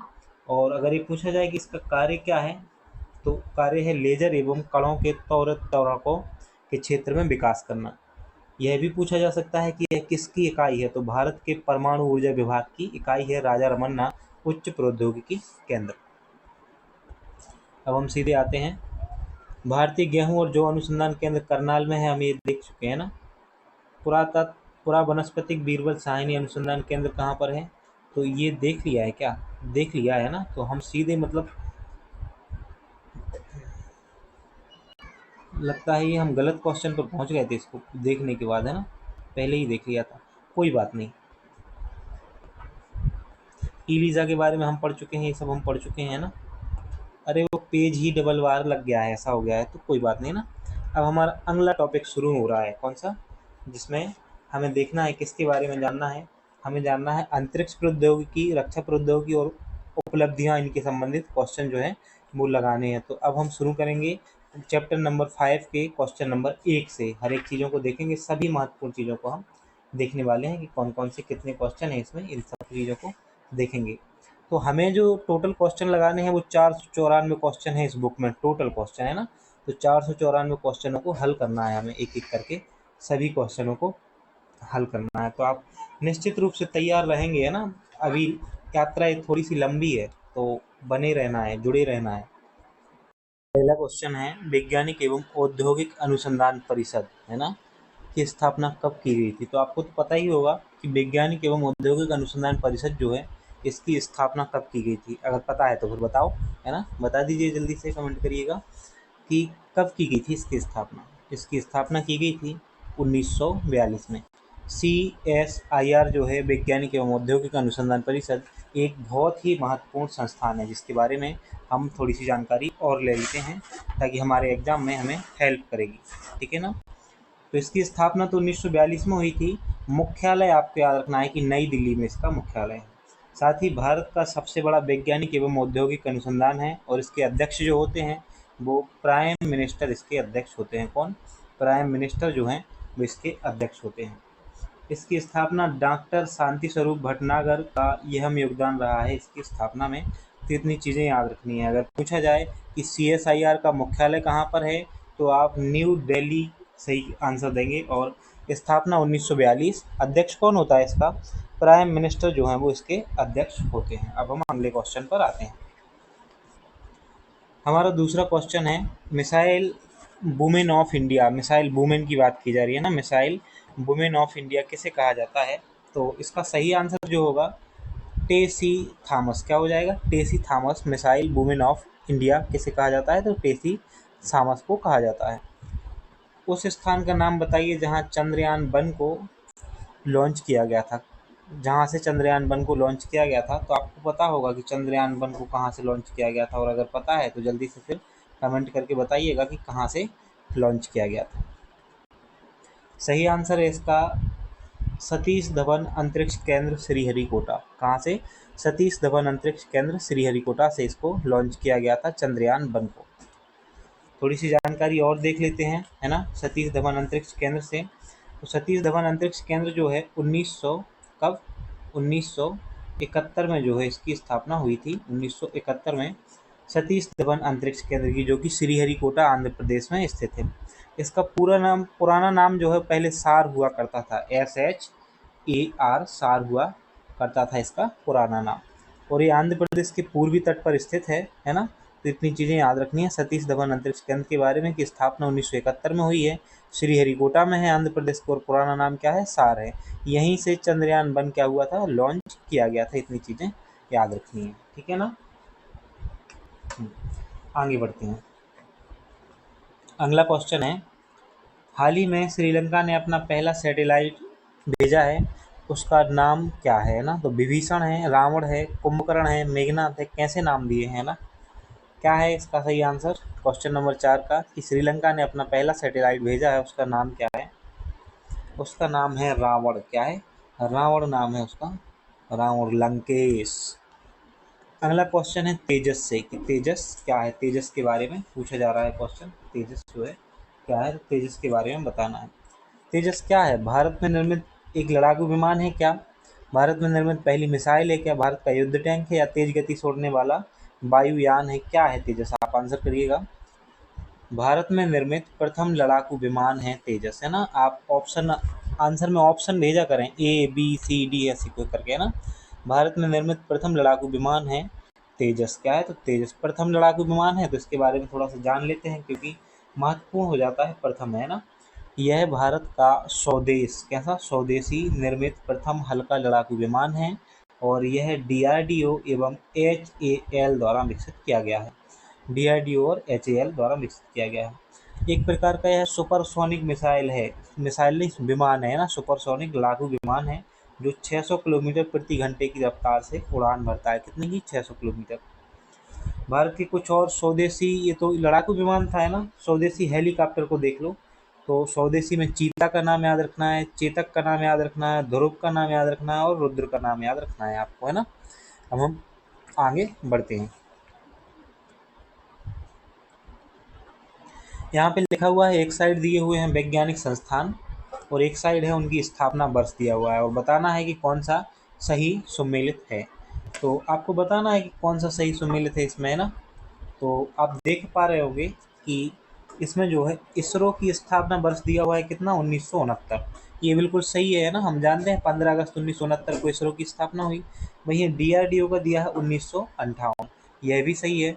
और टीआईएफआर जो दिया हुआ है 1945, यह भी बिल्कुल सही है। तो सभी के सभी जो है ऑप्शन डी जो है सही हो जाएगा इसका आंसर। किस संगठन ने बायोमित्र नाम के भारतीय रोबोट को विकसित किया है? तो इसरो ने किया है। इसका आंसर क्या है? इसरो ने किया है। और डीआरडीओ के बारे में हम जान ही चुके हैं पहले, है ना, तो फिर अलग से जानने की ज़रूरत नहीं है। डीआरडीओ के बारे में देख लिया था, इसरो के बारे में देख लिया था, है ना। डीआरडीओ के बारे में हमने अभी देखा नहीं है, तो डीआरडीओ के बारे में और थोड़ा सा आप जान लो, है ना, सही रहेगा आपको। क्योंकि बीच बीच में हम ये चीज़ें इसलिए बताते जा रहे हैं कि ये वो चीज़ें हैं जहाँ से क्वेश्चन आने की संभावना है। तो ये जो यहाँ पे दिया हुआ है ना डीआरडीओ के बारे में कि डीआरडीओ की स्थापना 1958 में हुई, ये बिल्कुल सही है ना। कहाँ पर? दिल्ली में इसका मुख्यालय है। दिल्ली में, आपको दिल्ली याद रखना है, दिल्ली में मुख्यालय है। राष्ट्रीय सुरक्षा के लिए आवश्यक वैज्ञानिक अनुसंधान, डिजाइन और विकास कार्यक्रमों को ही क्रियान्वित करता है। तो डीआरडीओ के बारे में इतना याद रखना। अगर पूछा जाए डीआरडीओ का फुल फॉर्म क्या है, तो क्या होगा? Defence Research and Development Organisation. Research, Defence and Development Organisation इसका फुल फॉर्म हो जाएगा डीआरडीओ का। इसरो का फुल फॉर्म हम देख चुके हैं, जल्दी से इसरो का फुल फॉर्म जो है वो कमेंट करो आप, है ना, फिर हम आगे बढ़ते हैं। अब हम अगले क्वेश्चन पे आते हैं जो है क्वेश्चन नंबर हमारा 7। तो इसको देख लिया है क्वेश्चन नंबर 7 को, सीधे हम 8 पर आते हैं। सतीश धवन अंतरिक्ष केंद्र कहाँ स्थित है? कौन सा? सतीश धवन अंतरिक्ष केंद्र कहाँ स्थित है? तो अभी देखा है आपने थोड़ी देर पहले, आंध्र प्रदेश में है। कहाँ पर है? आंध्र प्रदेश में है, थोड़ी देर पहले ही तो देखा है। क्वेश्चन नंबर 9 पर पहुंचते हैं सीधे।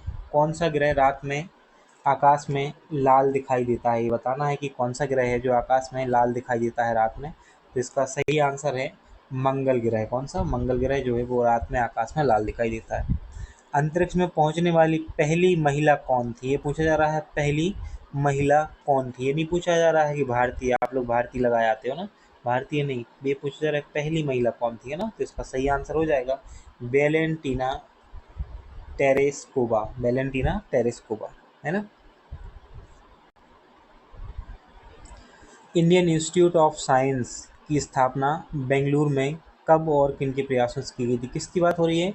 इंडियन इंस्टीट्यूट ऑफ साइंस, है ना। इंडियन इंस्टीट्यूट ऑफ साइंस की बात हो रही है कि इंडियन इंस्टीट्यूट ऑफ साइंस की जो स्थापना है कब और किसके सहयोग से की गई थी, किन के प्रयासों से की गई थी, ये बताना है। तो इसका जो सही आंसर है क्वेश्चन नंबर 11 का, वो हो जाएगा 1909 में जमशेदजी टाटा के द्वारा सहयोग से की गई थी। किसके द्वारा? जमशेदजी टाटा के द्वारा इंडियन इंस्टीट्यूट ऑफ साइंस की स्थापना की गई थी। इतना चीज़ें आपको याद रखना है ना। ऑपरेशन शक्ति 98 क्या है? ये पूछा जा रहा है कि ऑपरेशन शक्ति 98 क्या है। तो ऑपरेशन शक्ति 98 जो है वो पोखरण में 1998 में हुआ परमाणु अभियान है। क्या है? पोखरण में 1998 में हुआ परमाणु अभियान है ऑपरेशन शक्ति 98, है ना। डीआरडीओ का मुख्यालय कहाँ है? तो अभी तो देखा है हमने कि नई दिल्ली में है डीआरडीओ का मुख्यालय, तो इसको जल्दी से कर लेते हैं। Thumba equatorial rocket launching station किस राज्य में है? ये पूछा जा रहा है कि Thumba equatorial rocket launching station किस राज्य में है? तो ये इसका सही आंसर है 14 का ए। कहाँ पर है?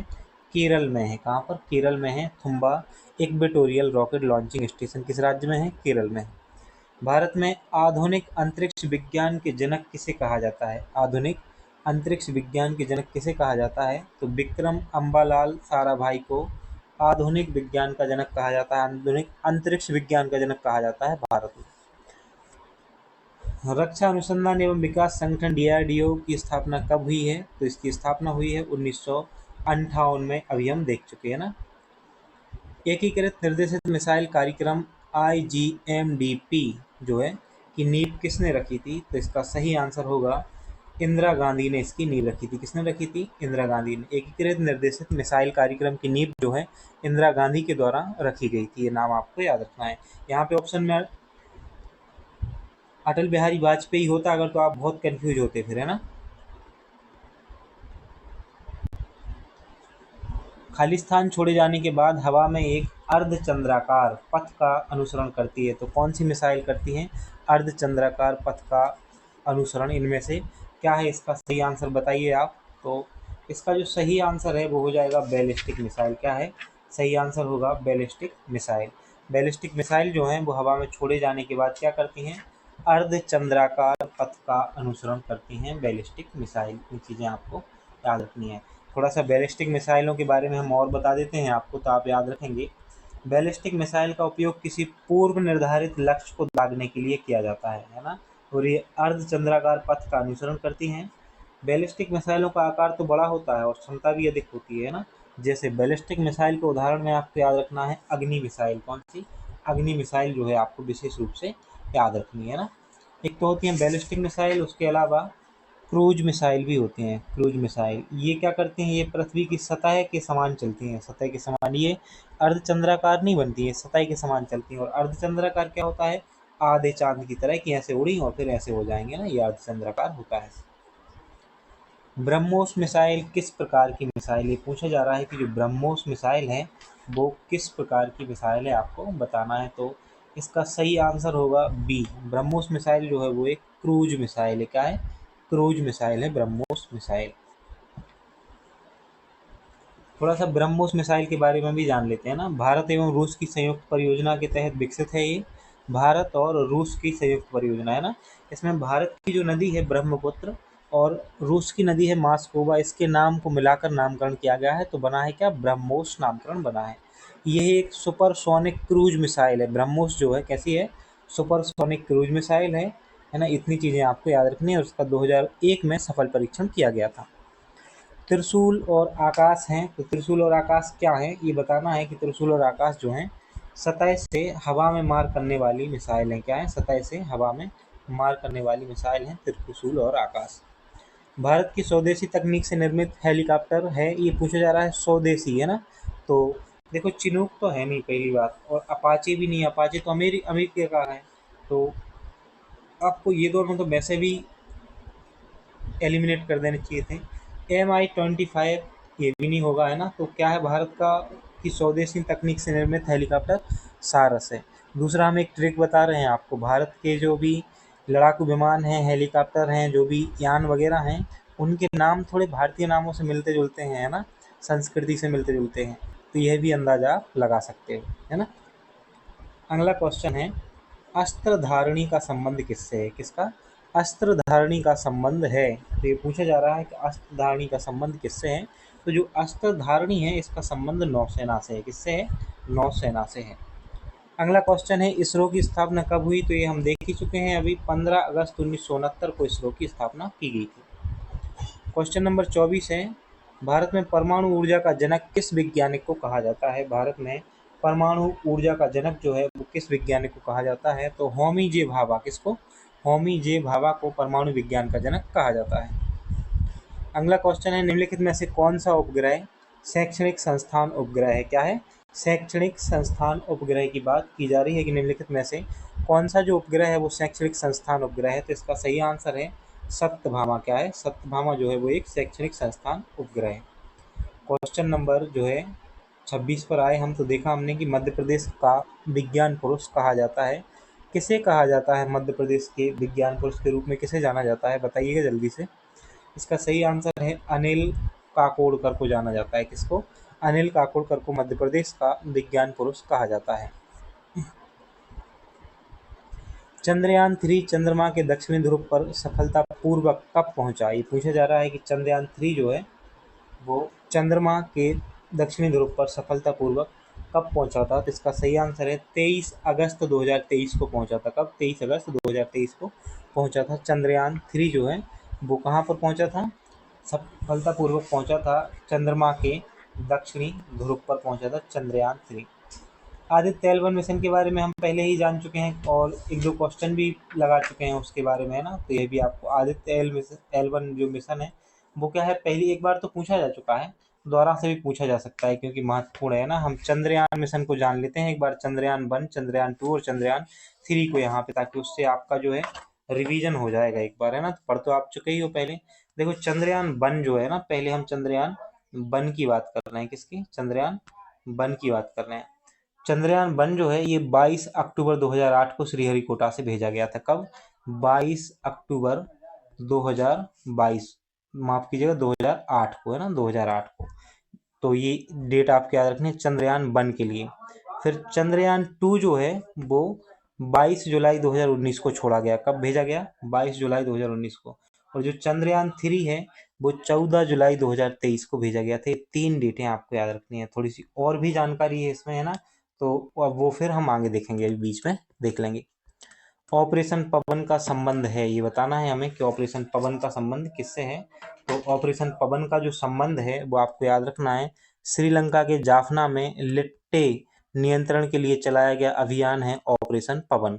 ऐसे आपको याद रखना है ऑपरेशन पवन के बारे में कि ये पवन है जो ऑपरेशन पवन, ये श्रीलंका के जाफना में लिट्टे नियंत्रण के लिए चलाया गया एक अभियान है। इसरो का पूरा नाम क्या है? तो इसरो का पूरा नाम है इंडियन स्पेस रिसर्च ऑर्गेनाइजेशन। क्या है? Indian Space Research Organisation ISRO का फुल फॉर्म होता है।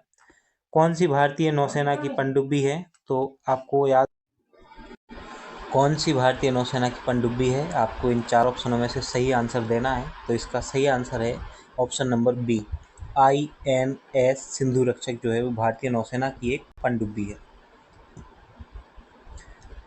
भारतीय अंतरिक्ष अनुसंधान संगठन इसरो ने भारत का पहला चंद्रयान 1 कब लॉन्च किया था? तो अभी बताया था हमने ना, कब किया था जल्दी से बताइएगा आप। पहले तो 2008 में किया गया है।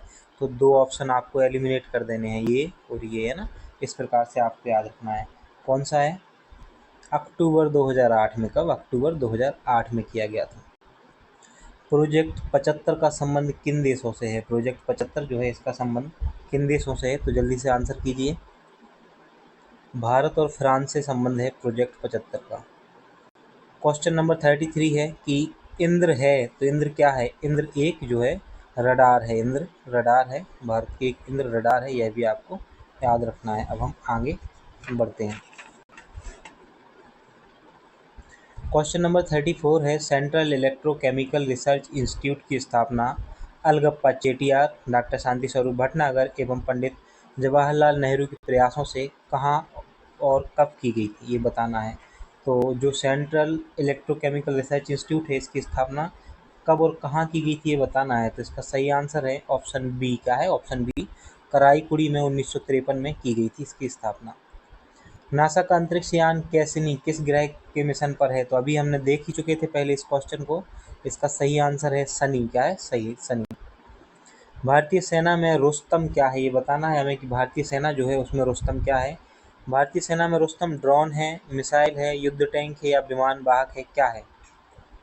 इसका सही आंसर है ऑप्शन ए, है ना। भारतीय सेना में जो रुस्तम है वो एक क्या है? ड्रोन है।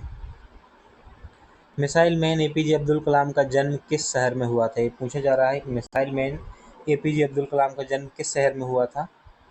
ये तो आपको पता ही होगा कि तमिलनाडु में हुआ था। तो 2 ऑप्शन जो है वो एलिमिनेट हो जाते हैं ना। अब रहा तमिलनाडु वाले 2 ऑप्शन, तो रामेश्वरम इसका सही आंसर होगा। आर्यभट्ट का प्रक्षेपण किया गया था, आर्यभट्ट का जो प्रक्षेपण है कब किया गया था? तो ये क्वेश्चन हम पहले भी लगा चुके हैं एक बार, ये दोबारा से आ गया है ना क्वेश्चन। तो इसका सही आंसर हो जाएगा 19 अप्रैल 1975 को आर्यभट्ट का प्रक्षेपण किया गया था। अगला क्वेश्चन है, एक भू-स्थिर कृत्रिम उपग्रह का आवर्तकाल होता है। एक भू-स्थिर कृत्रिम उपग्रह का जो है आवर्तकाल होता है 24 घंटे का होता है। कितना? 24 घंटे का। खालिस्तान ग्वालियर में पैदा हुए विश्व प्रसिद्ध गणितज्ञ हैं जिनके नाम पर एक एल्गोरिथम का नाम है। तो कौन है जो ग्वालियर में पैदा हुए हैं? है ना, क्वेश्चन नंबर 40 का आंसर होगा नरेंद्र करमारकर। क्या है? नरेंद्र करमारकर इसका सही आंसर होगा। अगला क्वेश्चन है, भारतीय सुदूर संवेदन संस्थान कौन सा है? भारतीय। देखो, एक राष्ट्रीय है और एक है भारतीय, है ना। तो भारतीय पूछा जाए जब भी, तो भारतीय का आपको आंसर करना है। भारतीय सुदूर संवेदन संस्थान का आप आंसर करेंगे देहरादून। क्या है? देहरादून। इसरो की मास्टर कंट्रोल सुविधा हासन में है, जो अवस्थित है कहाँ पर? हासन कहाँ पर है? कर्नाटक में है हासन। हासन कहाँ पर है? कर्नाटक में है हासन। हवाई जहाज के ब्लैक बॉक्स का रंग क्या होता है? हवाई जहाज में जो ब्लैक बॉक्स होता है उसका रंग कैसा होता है? तो उसका रंग होता है नारंगी। नाम है ब्लैक बॉक्स और रंग है नारंगी।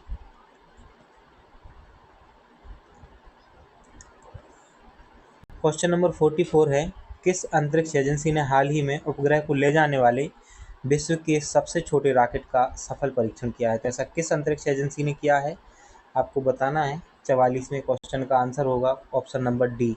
जापान की जो अंतरिक्ष एजेंसी है जाक्सा, उसने ऐसा किया है। किस नाम का जानवर 3 नवंबर 1957 को अंतरिक्ष में भेजा गया था? 3 नवंबर 1957 को अंतरिक्ष में भेजा गया था। तो आपको बताना है उस जानवर का नाम क्या था, है ना, सीधा सा। ओटोलिथ था, लाइका था, बेकर था या बेल का था? क्या था उसका सही आंसर? क्या हो जाएगा इसका सही आंसर? जो हो जाएगा लाइका। क्या है? लाइका नाम का जानवर जो है 3 नवंबर 1957 को अंतरिक्ष में भेजा गया था। वरुण अभ्यास 2023 भारत और फ्रांस के मध्य किस जगह पर हुआ है? आपको बताना है कि वरुण अभ्यास 2023 जो है भारत और फ्रांस के मध्य किस जगह पर हुआ है। तो बताइएगा। भारत में ही हुआ है ना, तो आपको याद होना चाहिए ऐसी चीज़ें कि कहाँ पर हुआ है। वरुण युद्ध अभ्यास, ये बताना है आपको कहाँ पर हुआ है। इसका जो सही आंसर है, इसका सही आंसर हो जाएगा ऑप्शन नंबर सी। क्या है सही आंसर? ऑप्शन नंबर सी, पश्चिमी तट इसका सही आंसर हो जाएगा। पश्चिमी तट पर वरुण अभ्यास 2023 किया गया है। अच्छा, थोड़ा सा हम ये देख लेते हैं कि जो सैन्य अभ्यास हैं और किस देशों के बीच होते हैं, कौन कौन से। तो आप सुनेंगे बस ध्यान से ना। जब धर्म गार्जियन पूछा जाए तो भारत और जापान के बीच कौन सा धर्म गार्जियन। दस्तलिख जो पूछा जाए तो भारत और उज्बेकिस्तान। सूर्य किरण भारत और नेपाल के बीच, है ना। और गरुड़ शक्ति पूछा जाए तो भारत और गरुड़ शक्ति पूछा जाए अगर, तो भारत और इंडोनेशिया, है ना। अगर पूछा जाए वरुण अभ्यास तो भारत और फ्रांस के बीच होता है वरुण अभ्यास, क्योंकि अभी हम देख रहे हैं। और इस बार 2023 का कहाँ हुआ था? पश्चिमी तट पे हुआ था। अगर पूछा जाए धर्म गार्जियन तो भारत और जापान है, लेकिन वीर गार्जियन पूछा जाए तो वह भी भारत और जापान के लिए है। गरुण अभ्यास, एक होता है गरुण शक्ति और एक होता है गरुण अभ्यास। तो वरुण अभ्यास भी फ्रांस के साथ है भारत का, और गरुण अभ्यास भी फ्रांस के साथ है। लेकिन गरुड़ शक्ति पूछा जाए तो आपको इंडोनेशिया याद रखना है। क्या याद रखना है? इंडोनेशिया याद रखना है। अग्नि वॉरियर पूछा जाए तो भारत और सिंगापुर याद रखना है। मालाबार पूछा जाए तो क्वाड देश शामिल है मालाबार युद्धाभ्यास में, है ना। इतनी चीज़ें आपको याद रखनी है, कम से कम ये आपके एग्जाम में सहयोगी होंगी। क्वेश्चन नंबर 47 है, भारत ने बराक मिसाइल किस देश के सहयोग से विकसित किए? पूछा जा रहा है भारत ने बराक मिसाइल जो है किस देश के सहयोग से की है? तो आपको जानकारी ही होगी, इजराइल के सहयोग से। किसके? इजराइल के सहयोग से। हमें बताना है धर्म गार्जियन, है ना। धर्म गार्जियन 2023 थल सेना द्वारा एक संयुक्त सेनाभ्यास है, और किसके मध्य किया गया है? ये तो अभी तो देखा है हमने, है ना, भारत और जापान के बीच। धर्म गार्जियन हो चाहे वीर गार्जियन हो, दोनों ही भारत और जापान के बीच होते हैं। सूर्य के व्यापक अध्ययन के लिए निम्नलिखित में से इसरो का हाल का वैज्ञानिक मिशन कौन सा है? तो ये हम देख तो चुके हैं, कौन सा है? आदित्य L1 है। वर्तमान में इसरो के निर्देशक कौन है? तो ये पूछा जा रहा है वर्तमान में इसरो के निर्देशक कौन है ना। तो एक बार तो इसको करंट अफेयर से मिला लेना है। और ये जो बुक है जबकि इसी एस सोमनाथ, है ना। नासा का मुख्यालय कहाँ है? तो नासा का मुख्यालय तो आपको पता ही होगा कि नासा का जो मुख्यालय है वो कहाँ पर है। जल्दी से कमेंट कीजिए कि नासा का मुख्यालय कहाँ पर है। ऑप्शन नंबर ए जो है वो सही होगा, वाशिंगटन डीसी में नासा का मुख्यालय है। अच्छा, नासा का फुल फॉर्म किस किस को याद है? कौन कौन सीरियस होकर तैयारी कर रहा है? कौन कौन चाहता है कि इस बार एक ही बार में हमें सिलेक्शन लेना है खटाक से, बिल्कुल, है ना, सिलेक्शन लेना है और माँ बाप के सपनों को पूरा कर देना है, उनकी आंखों में चमक ला देनी है। वही व्यक्ति नासा के, जो नासा का फुल फॉर्म होता है, वो कमेंट में भेजेंगे। अमेजोनिया प्रथम किस देश का सैटेलाइट है? हमें ये बताना है कि अमेजोनिया प्रथम एक किस देश का सैटेलाइट है। इसका सही आंसर होगा ऑप्शन बी, किसका है? ब्राज़ील का है। भारत की पहली स्वदेशी एंटी रेडिएशन मिसाइल का नाम क्या है? भारत की पहली स्वदेशी एंटी रेडिएशन मिसाइल का नाम क्या है? आपको बताना है। तो इसका सही आंसर हो जाएगा रुद्रम। क्या हो जाएगा इसका सही आंसर? रुद्रम इसका सही आंसर हो जाएगा। अब हमारा अगला टॉपिक है, जो हम उस पे पहुंचते हैं सीधे मानव शरीर के ऑब्जेक्ट पर पहुंचेंगे, है ना। मानव शरीर हमारा छठवां टॉपिक है, हम छठवें टॉपिक पर पहुंच चुके हैं ना। हमें ऐसे टोटल 13 टॉपिक देखने हैं। पेशेंस बनाए रखना है ना, समय कम है, पढ़ते रहना है, बिल्कुल, है ना। पानी आनी पी लो बीच में और फिर बैठ जाओ पढ़ने के लिए। ऐसा नहीं है कि अब बाद में देख लेंगे, फिर होगा तो फिर कभी नहीं होगा बेटा, है ना। अभी नहीं होगा तो फिर कभी नहीं होगा तुमसे। शरीर के किस भाग में पित्त रस का उत्पादन होता है ना, पहला क्वेश्चन है हमारा। मानव शरीर जो टॉपिक है उसका पहला क्वेश्चन है कि शरीर के किस भाग में पित्त रस का उत्पादन होता है। तो ऑप्शन देखिएगा और कमेंट करिएगा जल्दी से कि किस भाग में शरीर के पित्त रस का उत्पादन होता है। तो यकृत होता है जो, उसमें पित्त रस का उत्पादन होता है। कहाँ? यकृत में, ये याद रखना है। एंजाइम एक खाली स्थान है, क्या है एंजाइम? तो एंजाइम क्या है ये बताना है। एंजाइम एक जैव उत्प्रेरक हैं। क्या है? जैव उत्प्रेरक हैं एंजाइम। मानव शरीर की सबसे बड़ी ग्रंथि कौन सी है? ये बताना है कि मानव शरीर की सबसे बड़ी ग्रंथि कौन सी है। अग्नाशय है, अमाशय है, थायराइड है या यकृत है? इनमें से कौन सा है सही आंसर? तो ऑप्शन डी जो है वो सही आंसर हो जाएगा। मानव शरीर की सबसे बड़ी ग्रंथि यकृत है ना। क्वेश्चन नंबर 4 जो है, हाइड्रोक्लोरिक एसिड किस अंग से स्रावित होता है? हाइड्रोक्लोरिक एसिड जो है किस अंग में स्रावित होता है? ये क्वेश्चन नंबर 4 है। इसके ऑप्शन देखिएगा और आंसर कीजिएगा जल्दी से। अमाशय में। कहाँ पर? अमाशय में जो है हाइड्रोक्लोरिक एसिड स्रावित होता है। क्या है? हाइड्रोक्लोरिक एसिड जो है वो अमाशय में स्रावित होता है। दूध के दांत की संख्या होती है, तो दूध के दांत की संख्या पूछी जा रही है। आपको बताना है कि दूध के दांत की संख्या कितनी होती है। दूध के दांतों की संख्या जो है वो 20 होती है। मानव कंकाल में कुल अस्थियों की संख्या कितनी होती है? पूछा जा रहा है मानव कंकाल में जो अस्थियां होती हैं, टोटल अस्थियां कितनी होती हैं? तो ये तो सभी को पता है, लगभग 206 होती हैं। मानव शरीर की सबसे छोटी हड्डी, मानव शरीर की सबसे छोटी हड्डी कौन सी है? स्टेपीज है, स्टेपीज। कहाँ पाई जाती है ये आप कमेंट बॉक्स में बताना। मानव शरीर में सर्वाधिक मात्रा में क्या पाया जाता है? बोला जा रहा है कि इन ऑप्शनों में से मानव शरीर में सर्वाधिक मात्रा में क्या पाया जाता है? तो कैल्शियम फास्फेट जो है वो सर्वाधिक मात्रा में पाया जाता है मानव शरीर में। शल्य क्रिया में आर्थोप्लास्टी क्या है? शल्य क्रिया में आर्थोप्लास्टी क्या है? हमें बताना है कि जो शल्य क्रिया होती है उसमें आर्थोप्लास्टी क्या होता है। तो ऑप्शन नंबर ए है ओपन हार्ट सर्जरी, बी गुर्दा प्रत्यारोपण, सी कूल्हे के जोड़ का प्रतिस्थापन और डी रुधिर आधान। क्या होता है शल्य क्रिया में जो आर्थोप्लास्टी होता है? वो होता है ऑप्शन नंबर सी, इसका सही आंसर होगा। कूल्हे के जोड़ का प्रतिस्थापन आर्थोप्लास्टी कहलाता है। मनुष्य के शरीर में सबसे लंबी हड्डी कौन सी होती है? सबसे लंबी हड्डी की बात हो रही है। मनुष्य के शरीर की सबसे लंबी हड्डी होती है फीमर, जो कहाँ पाई जाती है? कमेंट में बताइएगा आप कि कहाँ पाई जाती है। अस्थि को मांसपेशियों से जोड़ने वाली संरचना खाली स्थान कहलाती है। जो अस्थि होती है उसको जो मांसपेशियों से जोड़ती है उस संरचना को क्या कहते हैं? टेंडस कहा जाता है। क्या कहा जाता है? टेंडस कहा जाता है उस संरचना को। अगला क्वेश्चन है, अस्थियों का अध्ययन क्या कहलाता है? जो अस्थियां होती हैं इनके अध्ययन को क्या कहते हैं? तो अस्थियों के अध्ययन को कहते हैं ऑस्टियोलॉजी। क्या कहा जाता है? ऑस्टियोलॉजी कहा जाता है। मांसपेशियों का अध्ययन खाली स्थान कहलाता है। मांसपेशियों का जो अध्ययन होता है वो क्या कहलाता है? उसे मायोलॉजी कहा जाता है। क्या कहा जाता है? मायोलॉजी कहा जाता है। रक्त का मुख्य कार्य क्या है? रक्त का मुख्य कार्य क्या है बताना है। तो इन 4 ऑप्शनों को देखो और अंदाजा लगाओ कि सही ऑप्शन क्या होना चाहिए। तो आपने अंदाजा, मुझे ऐसी उम्मीद है कि ऑप्शन डी लगाया होगा, है ना। उपरोक्त सभी परिवहन, विनियमन और सुरक्षा रक्त के मुख्य कार्य हैं।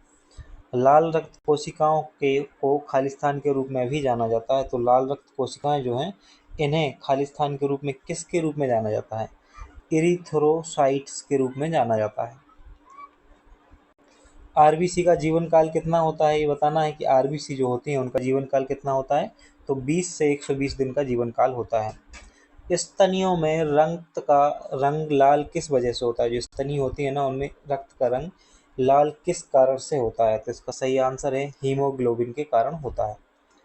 डब्ल्यूबीसी जो है ना, की अधिकता में कौन सा रोग होता है? अगर डब्ल्यूबीसी की अधिकता हो जाए तो इस कारण से कौन सा रोग होता है? तो इसका सही आंसर है ल्यूकेमिया होता है। क्या होता है? ल्यूकेमिया होता है। विश्व थैलेसीमिया दिवस कब मनाया जाता है? पूछा जा रहा है विश्व थैलेसीमिया दिवस कब मनाया जाता है? तो सही आंसर होगा 8 मई को मनाया जाता है विश्व थैलेसीमिया दिवस। कब मनाया जाता है? 8 मई को मनाया जाता है विश्व थैलेसीमिया दिवस। अच्छा, आज एक कमेंट ये भी करना कि किन किन बच्चों ने, जिसने भी मेरे वीडियो को शेयर किया हो ना, तो वो एक बार लिखेंगे ज़रूर कि हाँ सर मैंने शेयर किया था वीडियो को आज, है ना। मुझे बहुत अच्छा लगेगा ये सुन के। तो अगर आपने वीडियो शेयर किया है तो ज़रूर बता दीजिएगा लिख के, है ना। तो कमेंट में आप बता सकते हो। 8 मई को विश्व थैलेसीमिया दिवस मनाया जाता है। क्वेश्चन नंबर 20 है कि प्लेटलेट्स की संख्या किस रोग में अत्यधिक कम हो जाती है? तो प्लेटलेट्स की जो संख्या है वो डेंगू रोग में अत्यधिक कम हो जाती है। किसमें? डेंगू में। किस रोग को रॉयल डिसीज, किसको रॉयल डिसीज के रूप में नाम से जाना जाता है? किस रोग को? तो वो जा कहलाता है हीमोफीलिया। हीमोफीलिया को रॉयल डिसीज के नाम से जाना जाता है। सरटोली कोशिकाएं किस अंग में पाई जाती हैं? तो इसको समझा था हमने अच्छे से, क्यों? क्योंकि ये 2021 में पहले आ चुका है क्वेश्चन। सरटोली कोशिकाओं की बात हो रही है। कहाँ पाई जाती हैं? वृषण में पाई जाती हैं सरटोली कोशिकाएं। अगले क्वेश्चन पर चलते हैं।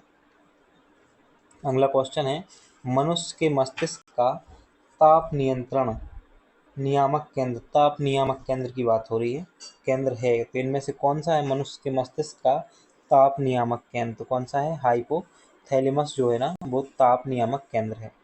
मस्तिष्क जिम्मेदार है किसके लिए? सोचने के लिए, हृदय गति नियंत्रण के लिए, शरीर के संतुलन के लिए, इस सभी के लिए। तो इन सभी उपयुक्त में तीनों ही सही हैं इसके लिए, तो ये डी ऑप्शन सही हो जाएगा। मस्तिष्क संबंधी किसी रोग के अंतर्गत संपूर्ण शरीर में कंपन उत्पन्न होता है।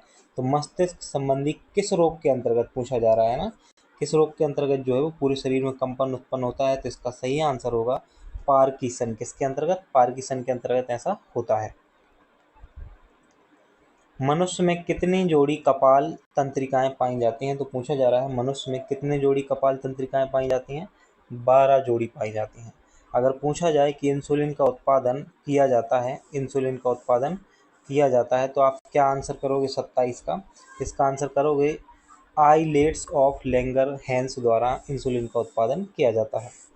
कौन सा हार्मोन्स लड़ो और उड़ो हार्मोन्स कहलाता है? क्वेश्चन नंबर 28 है, कौन सा हार्मोन्स जो है वो लड़ो और उड़ो हार्मोन्स कहलाता है? तो ये होता है एड्रीनलिन हार्मोन्स। कौन सा? एड्रीनलिन हार्मोन्स कहलाता है। क्वेश्चन नंबर 29 है, किस हार्मोन्स के स्रावित होने से हृदय गति बढ़ती है व उत्तेजना का अनुभव होता है? तो कौन सा हार्मोन्स के स्रावित होने से हृदय गति बढ़ती है व उत्तेजना का अनुभव होता है? तो क्वेश्चन नंबर 29 का जो है सही आंसर होगा option number C, adrenaline. Adrenaline hormones के स्रावित होने से क्या होता है? हृदय गति बढ़ती है और उत्तेजना का अनुभव होता है। वही एड्रीनलिन के बारे में हमने यह भी देखा कि इसे कहते हैं लड़ो और उड़ो हार्मोन्स। मानव शरीर में रक्त शुद्धिकरण की प्रक्रिया को क्या कहा जाता है? तो क्वेश्चन नंबर 30 जो है, मानव शरीर में रक्त शुद्धिकरण, किसकी बात हो रही है? रक्त शुद्धिकरण। इस प्रक्रिया को क्या कहते हैं? इसको कहते हैं डायलिसिस। कहते हैं डायलिसिस करा लिया, मतलब रक्त का शुद्धिकरण करा लिया। मानव गुर्दे में पथरी निम्न में से किसकी वजह से बनती है? तो मानव गुर्दे में जो पथरी बनती है उसका कारण होता है कैल्शियम ऑक्जेलेट। क्या होता है? कैल्शियम ऑक्जेलेट मानव शरीर में गुर्दे में पथरी बनने का कारण है। एटाई रोग किस तत्व के प्रदूषण से होता है? मतलब एटाई रोग जो है वो किस तत्व के प्रदूषण से होता है? तो इसका सही आंसर है कैडमियम। क्या है? एटाई रोग किस तत्व के प्रदूषण से होता है? कैडमियम से प्रदूषण से होता है।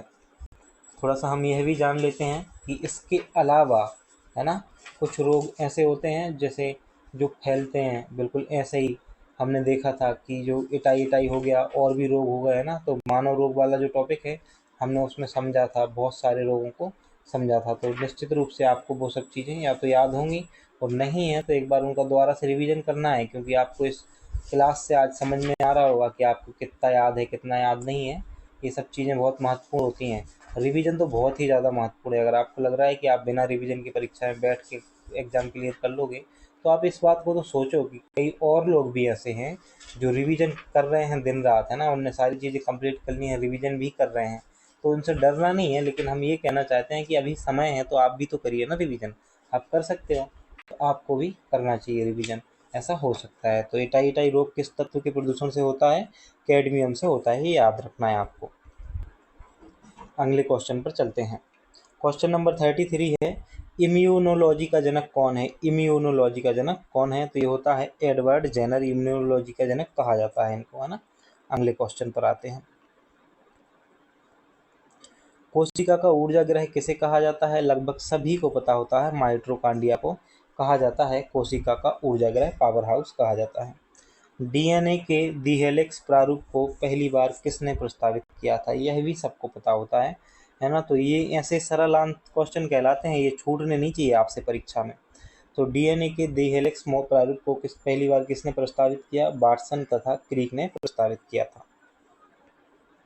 कौन सा अंग प्रायः जंतु कोशिकाओं में उपस्थित नहीं होता है? कौन सा अंग जो है प्रायः जंतु कोशिकाओं में उपस्थित नहीं होता है? तो जंतु कोशिकाओं में लवक नहीं पाया जाता है प्रायः, है ना।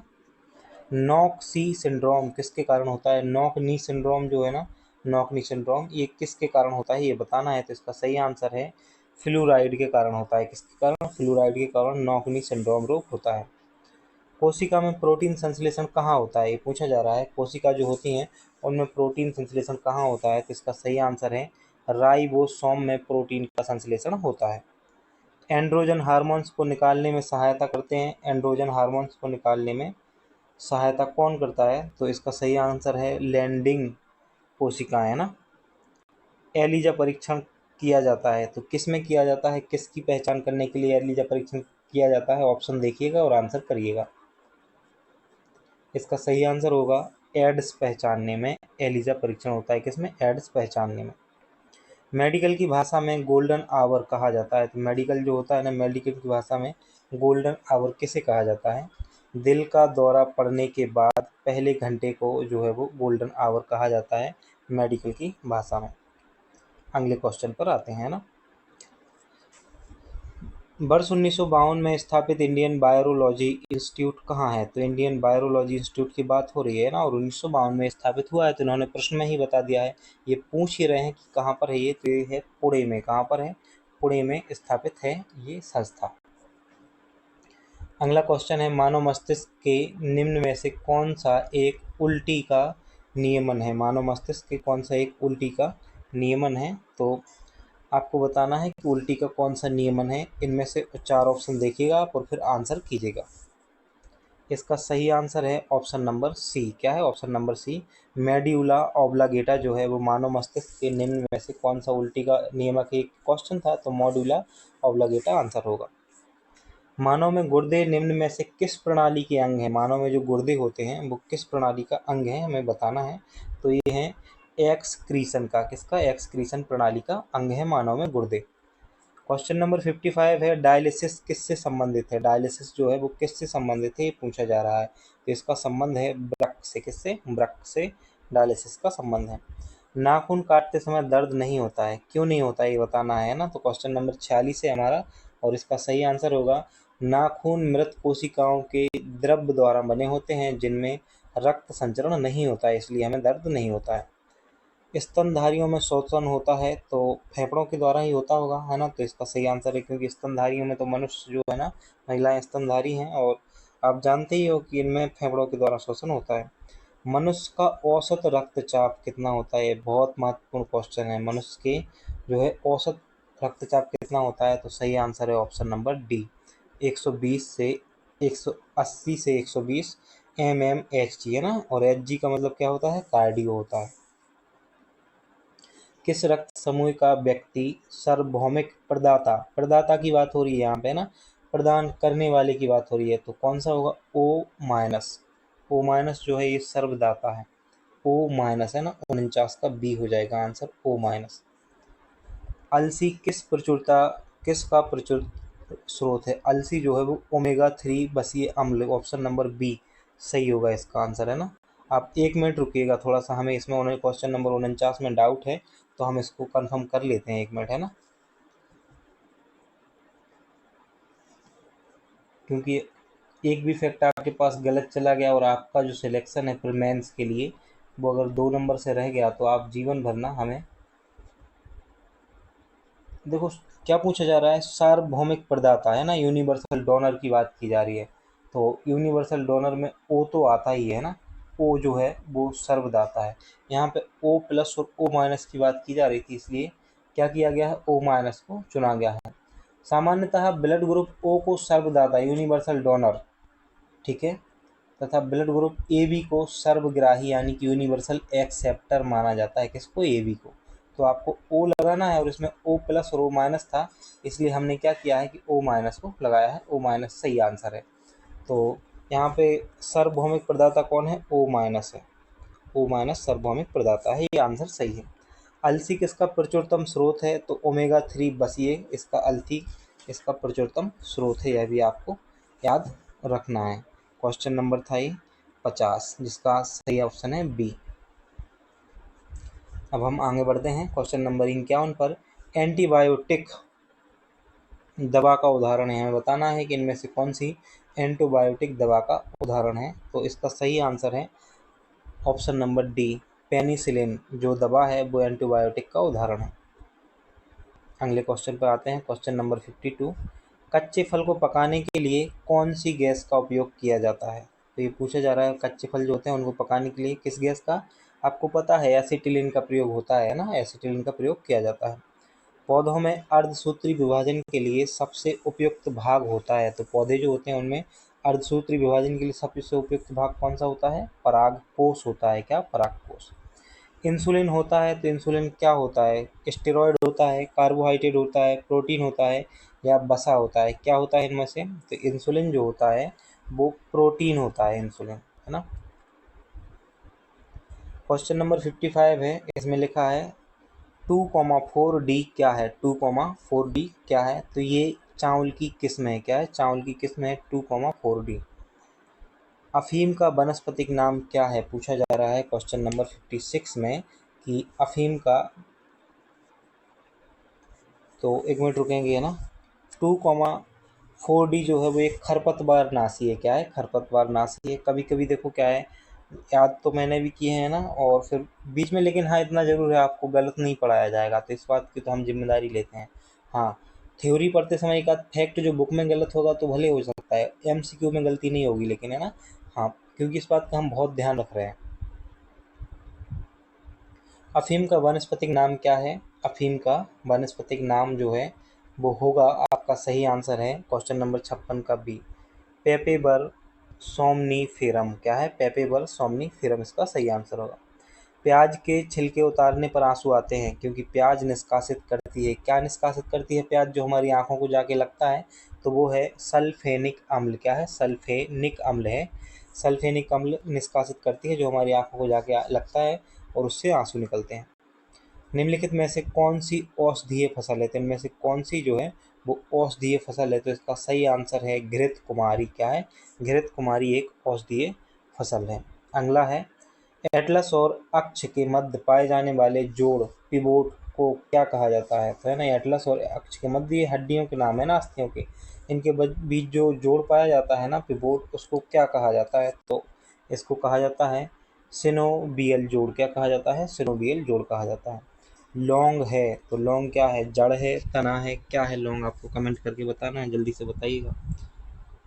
सूखी पुष्प की कली है लौंग, क्या है, सूखी पुष्प की कली है लौंग, तो ये आपको याद रखना है कि सूखी पुष्प की कली है लौंग। इस प्रकार से हमारे ये जो 60 क्वेश्चन है मानव शरीर वाले टॉपिक की, ये हमने कंप्लीट कर लिए हैं। अब हमारा अगला टॉपिक शुरू होगा और उसके हम MCQ लगा लेते हैं। तो अगला टॉपिक हमारा है पोषण आहार एवं पोषक तत्व तथा कुपोषण से संबंधित है, तो इन क्वेश्चनों को भी लगा लेते हैं। थोड़ा सा मैं पानी पी लूँ, तब तक आप रुकेंगे।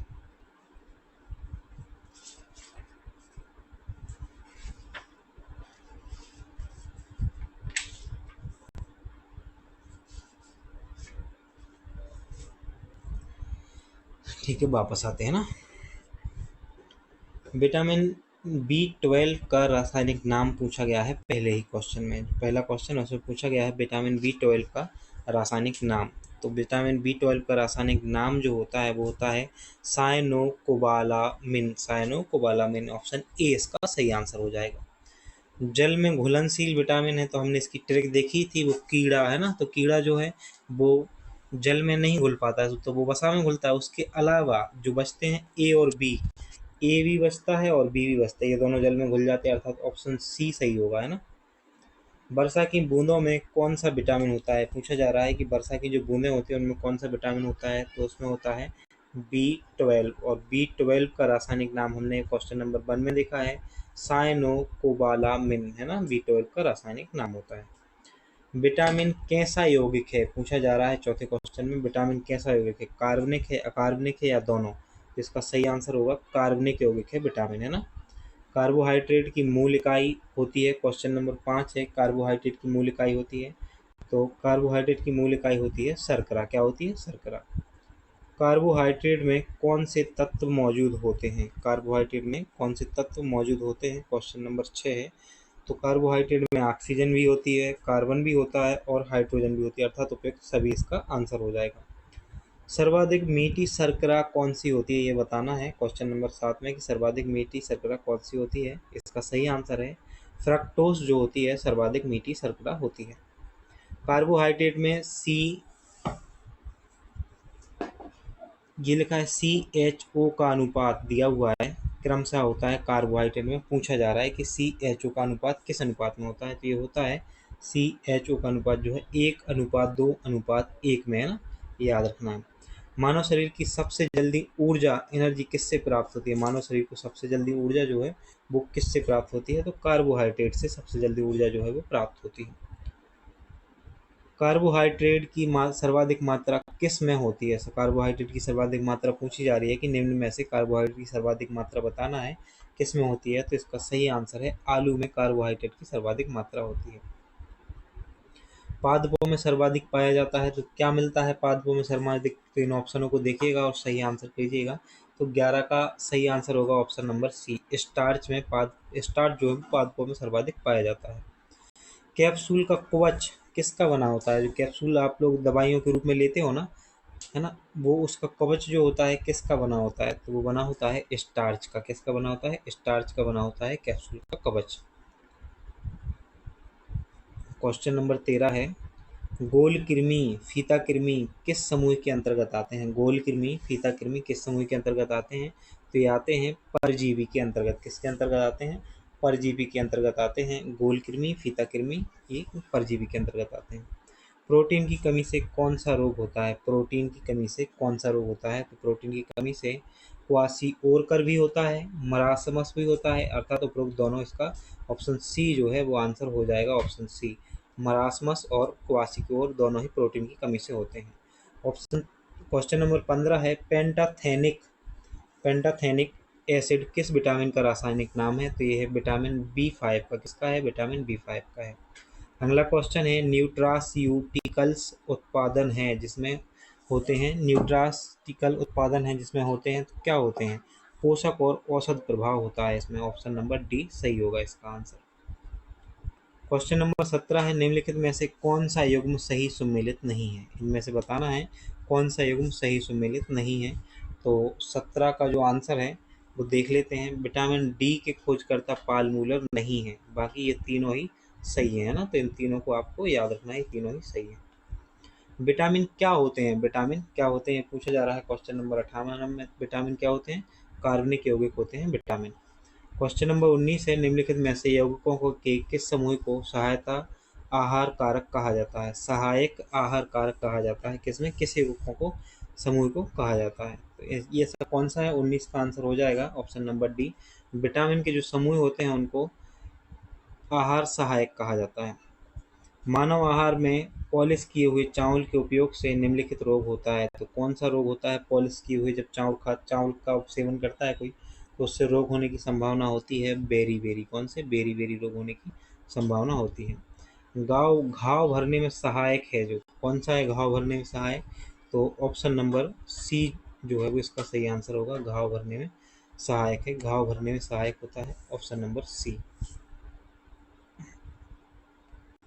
अगले क्वेश्चन पर आते हैं। विटामिन जो रक्त थक्का जमाने में प्रभावी होता है, बहुत आसान है, सबको पता होता है, विटामिन के इसका आंसर है। क्या है? विटामिन के जो है इसका आंसर होता है। अगले क्वेश्चन पर आते हैं। क्वेश्चन नंबर 22 है, विटामिन जो रक्त के थक्का बनाने में प्रभावी होता है, तो क्या होगा इसका आंसर? विटामिन के होगा। ये तो सभी को पता होता है ना। निम्नलिखित में से कौन सा विटामिन प्रतिस्कंदन विषों के प्रति विष प्रतिकार के रूप में प्रयोग किया जाता है? तो इसका सही आंसर है विटामिन डी। तो विटामिन के ही है जो इस प्रकार से प्रतिस्कंदन विषों के प्रति विष प्रतिकारक के रूप में प्रयोग होता है। रात को देखे हुए सपने किस विटामिन की कमी से याद नहीं रहते हैं? तो आपने अगर देखा हो कभी कि आपको जो सपने याद नहीं रह रहे हैं, तो वो किस विटामिन की कमी से ऐसा होता है ना। तो ये आज जान लो आप कि ऐसा होता है विटामिन B6 की कमी से। अगर आपके अंदर विटामिन B6 की कमी है, तो आप जो रात को सपने देखते हो वो सुबह आपको याद नहीं रहते हैं। प्रतिदिन 8 घंटे कार्य करने वाले पुरुष कर्मियों को कितनी कैलोरी की आवश्यकता होती है? तो ये होती है 3000 कैलोरी की। कितनी? 3000 कैलोरी की आवश्यकता होती है। राष्ट्रीय पोषण अनुसंधान केंद्र कहाँ स्थित है? ये है स्थित हैदराबाद में। कहाँ पर? हैदराबाद में।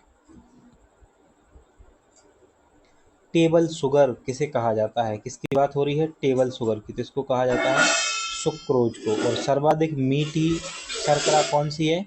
तो आपको अभी बताया है, तो आप बताएंगे कि सर्वाधिक मीठी शर्करा कौन सी है? तो आप बताएंगे ना।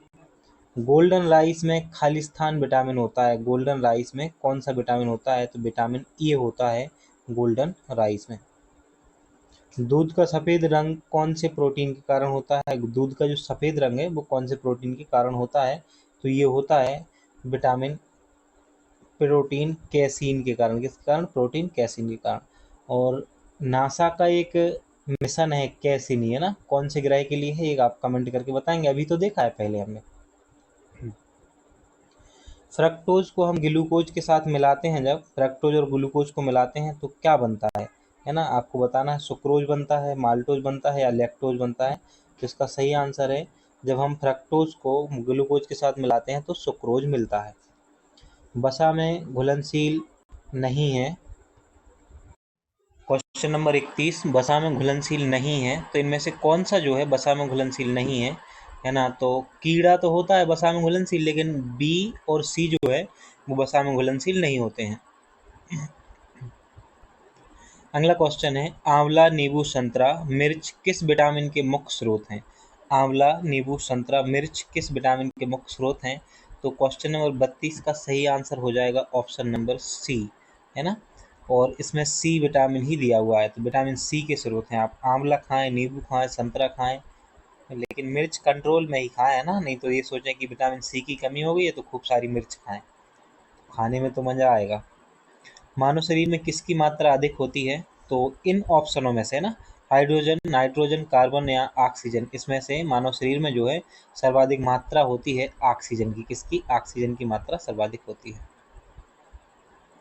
क्वेश्चन नंबर 34 है, इनमें से कौन सा मानव शरीर में लघु मात्रिक आवश्यक तत्व है? लघु मात्रिक आवश्यक तत्व है, ये बताना है। तो जस्ता जो है वो लघु मात्रा में आवश्यक तत्व है।